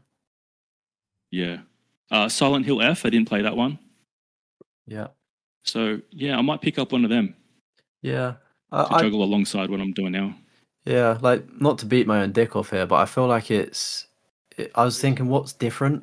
To like, how can I be a bit different with the backlog stuff? And I thought it's such a grey area and it's such a large area. Like I may as well just add in these other, do you know what I mean? Like actual backlog games just at the end of the video, because it's like people probably watch like the first section of the video, they watch the backlog content that they've came for. But if you make it to the end, you know, it's just a little bit of added bonus, and it also means that it's a format that I don't have to do a lot of work, opposed to if I was just to upload a dedicated channel video for this one game, you know, it would take so much longer. But I think I like my style of just talking about something, talking about my experience, glossing over it instead of doing that whole, you know, I walked here for this trophy and this is what happened in the story. You know, there's people that do that on YouTube that are far better than I am. So yeah, it'd be interesting to see you like incorporate your backlog that you've not started. Yeah, I think it might need a different name, even though it's the same thing. Yeah. Any recent purchases or anything like that? Purchases. Thief was the last game I bought. Thief. Yeah. No, I don't. Have you guys got a Portal or anything like that? Do you buy hardware? Nah, Yeah, right on. I've got a Portal. Yeah, is it worth it? Like if you've got disposable income to spend, I think yeah. If you obviously need quite a good internet connection for it to work, and you know I'll go and visit my girlfriend and stuff like that. So it works quite well for me when I'm away from home and things like that. I did think I'd use it more at home, like when I'm in bed and stuff, but I haven't. You know, I'd say it's part gimmicky, but it also is a pretty cool piece of kit, you know, when you do use it, sort of thing. But it's on the pricier side of things, and it's like if I didn't really have, you know, the fortunate position I'm in where I could afford it, I don't think it's worth breaking the bank for, you know. Yeah. And what do you get? Do you know like the tiers of PlayStation? Do you get PlayStation Premium or not? Because I know there's like for us, we can stream games via Premium, so we don't have to be connected to our PlayStation console, which I think is quite a big thing.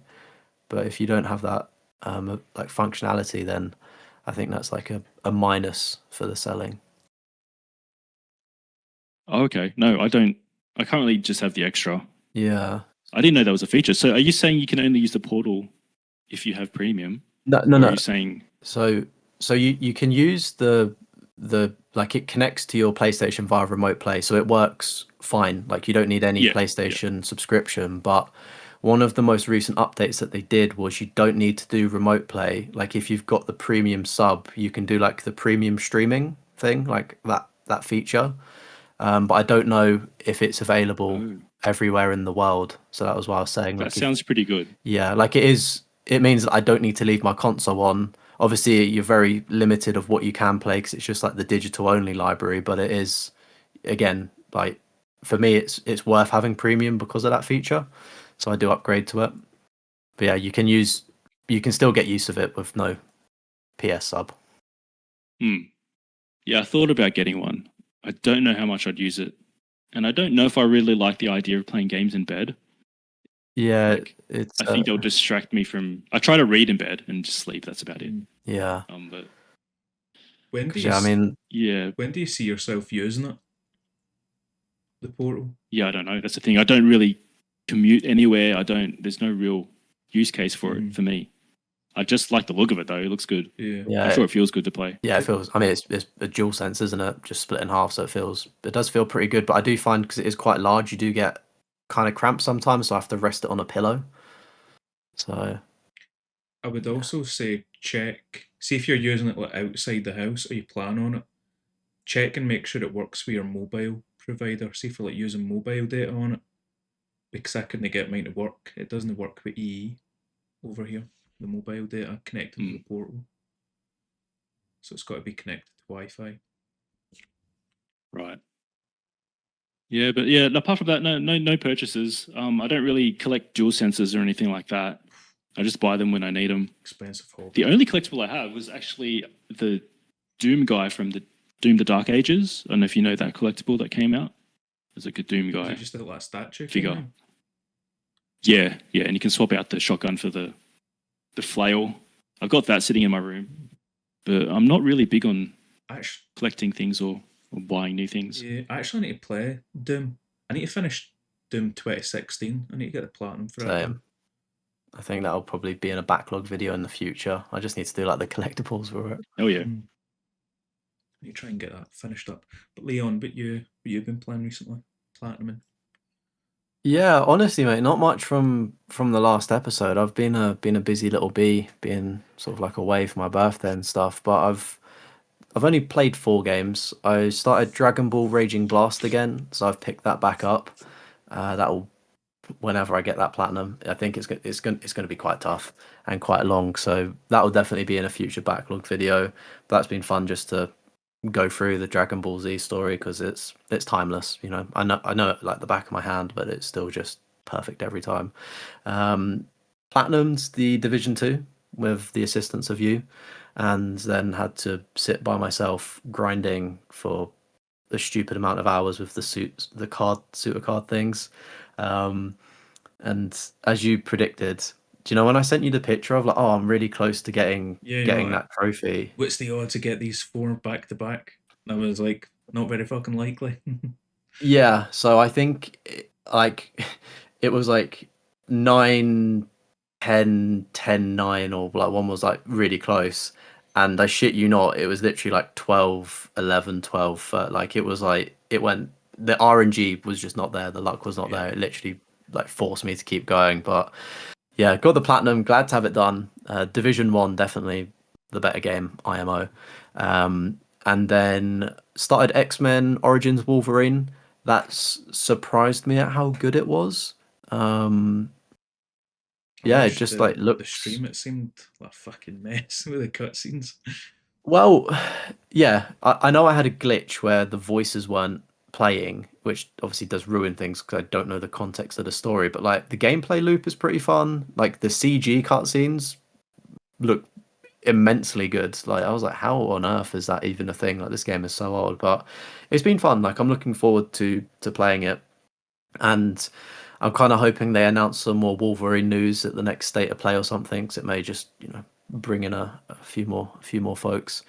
So yeah, I've been enjoying that, and then I hit the credits on Star Wars Outlaws. So now I'm just in the period of just trying to clean up all of the typical Ubisoft open world trophies and whatnot. But yeah, I've enjoyed Star Wars Outlaws. It was a pretty fun game for a Ubisoft game. I know they get slated a lot, but it was decent.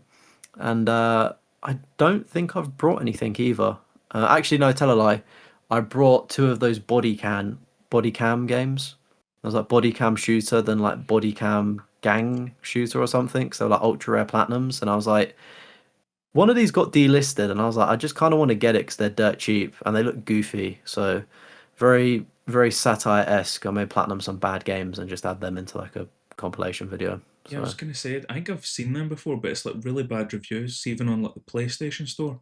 It's like yeah, 1 out of 5, and I'm like, that's an accomplishment getting that fucking low. yeah, like absolutely awful. Like they do look janky as heck. So yeah, those are the only purchases. I think I did it 'cause there was the sale ending at the end of January, so I brought it before I went away. But yeah, I've not actually.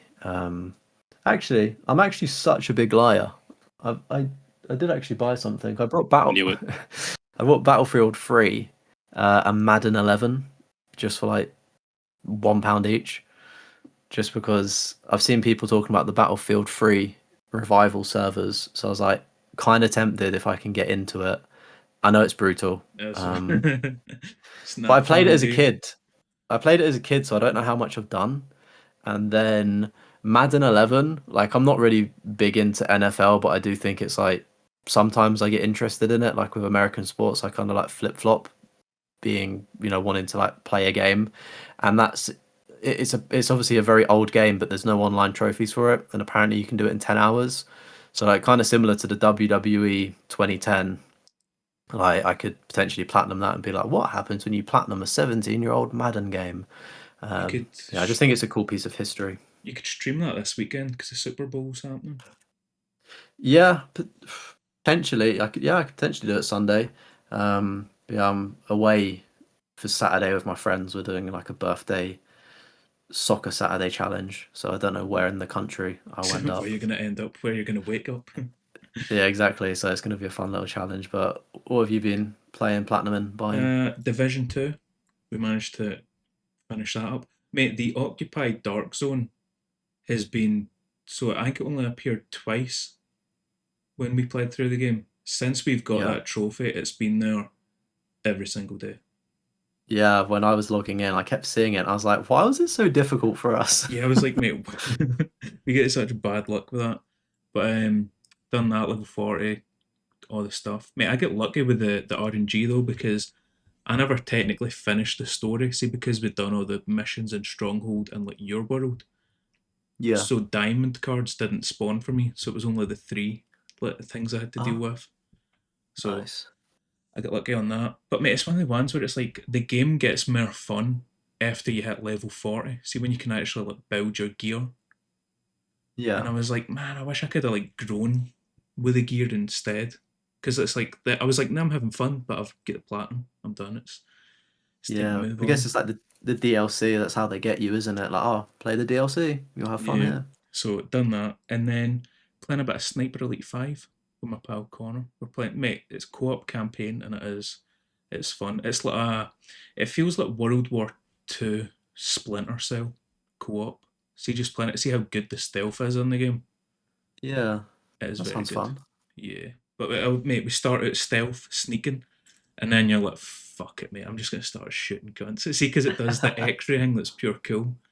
You're like, Yeah. you got it. You just got it. So it ends up just total carnage. But mate, I might actually do the platinum for it. I'd never thought about going for the platinum, but I was looking at the trophy list and I'm like, I could probably beat it on the hardest difficulty, and that's the only difficult thing Nice. in regards to trophy list. So I might do that, and that's pretty much been it, mate. I've never been playing much.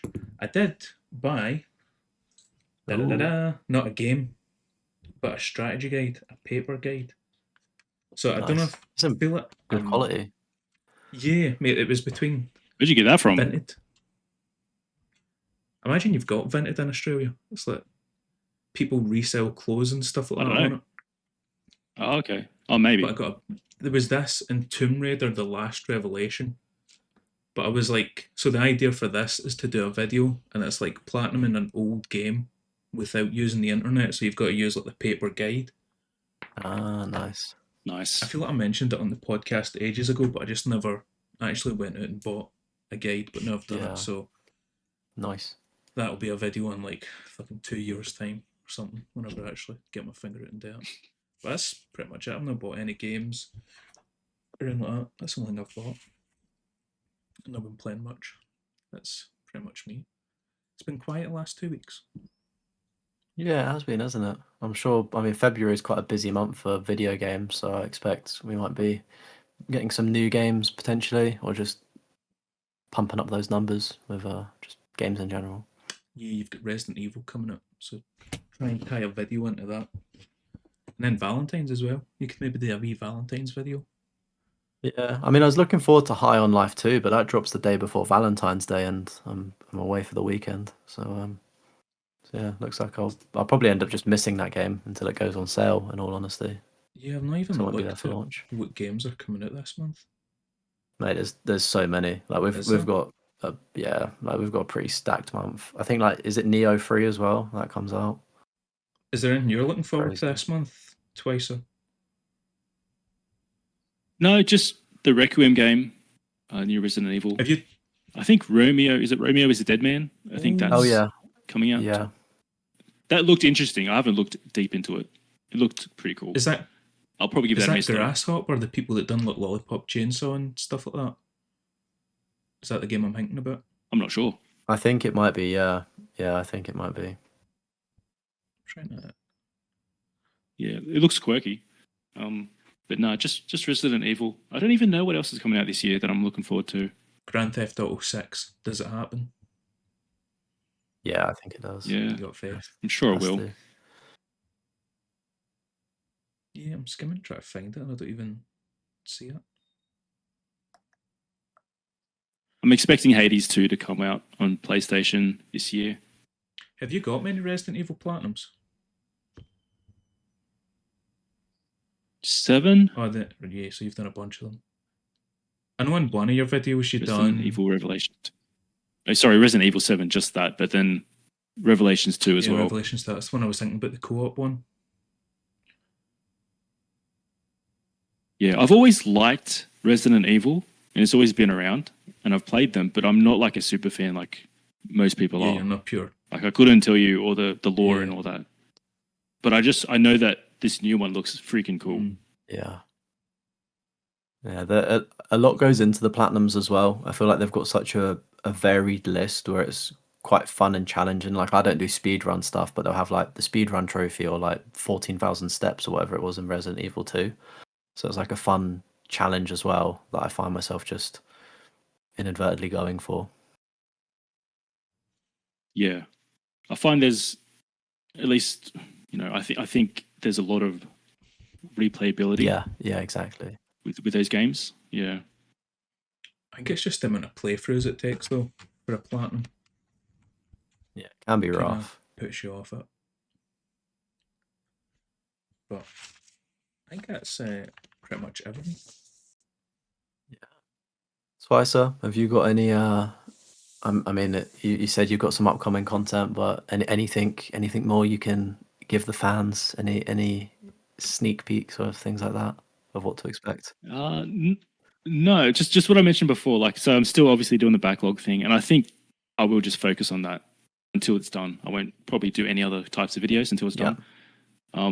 But like I said, so this next one, which it's not maybe half done at the moment, that'll be the 7th video in the series, and yeah, I've decided to add a little extra challenge to it, bit of a twist. So Awesome. I'm hoping it pans out. You'll see what that looks like. Hopefully, pretty soon. Yeah, looking forward to it. Leon, what you got coming up? Yeah, I'm just trying to think now. I've got all of my content for the next like month and two, like scheduled. I need to edit it. Sort of me going through my recent like 2-3 months, like picking up games and stuff, like the physical collection. I've got that to edit. I may leave it as a members video, undecided of what I'll do with it. And then in terms of platinum stuff, it will be platinuming bad kid games. So I was doing the streams on the channel, so I'm just going to compile them into a video and see how that performs. And then yeah, just working on the next backlog installment, and then maybe the end of February, coming into March, we've got a movie coming out that I won't reveal, but there's a video game associated to it. So as you told me you should make a video on that, I'm going to be doing it. Oh yeah, mate, I'm like, what the fuck is he talking about? I know Yeah. what it is. Yeah. What about yourself? Mein Leben video finally dropped that the day, smashed it out. And mate, it's one of the ones. There's so many other videos I've been choking to get started on, but I was like, I need to do Mein Leben. I need to do Mein Leben. Like, just get it out. But I was just sitting there staring at a screen, trying to figure out how to actually get it done. But that's sorted. Yeah. That's it. And I'm gonna quickly see how many Minecraft trophies I can smash out, and then we might hire an e-girl to get the Minecraft platinum in time for February if I can get it done. As one, I think I revealed that like November or something ages ago on Yeah. the podcast. I know somebody that you could hire. Is she cheap? Is she expensive? She might set you back a little bit of money, but Yeah, I can ask. but I think it'd be fun to hire an actual e-girl, see off one of the websites, because I Yeah, imagine they're just awkward as fuck. be interesting dynamic for a video. Mm. To be Yeah, honest. trying to see how it works out. But I'm like, that Yeah. could be a fun video. But like I said, I need to. The idea for that video is that literally every other trophy's done, and the only one that's left is the co-op, and that's the point of the video where it's like, I'm a grown man, nobody wants to play Minecraft with a grown man, so I need to pay somebody. I think that could be an interesting video. And then if I can't get that done, I'll just do Resident Evil. Try and tie that in with when Resident Evil 9 comes up. Nice. But yeah, I think it was a good episode. Thank you, Twicer, for coming on. Yeah, no problem. Thanks for having me. It's been I don't really know fun. if you know this. At the end of the year, me and Leon sat down and we were like, what guests do we want to get on for next year? And you were the top of Leon's list. You were the first name. Oh yeah, You were baby. the first Thank one you. that came out. Appreciate that. Yeah, Twicer as well. Where I mean, I'm pretty sure people know where to find you on YouTube, and I'd like to think they're already subscribed. But if you've got anything else you want to plug, like Twitter, or things like that. I do have a Twitter account. Not that I use it often, but no, not really, Yeah. man. Just the channel. Yeah, just search Twicer. I'm sure you'll find it. Yeah. If you type trophies in there as well, maybe. But it's been a lot of fun, guys. Thanks. I like talking trophies and all that. Yeah, it's been a real pleasure. Thank you, man, for coming on. We appreciate it. Righty. It was a good time. And on that note, we will see you motherfuckers next one. Much love. Peace. Peace.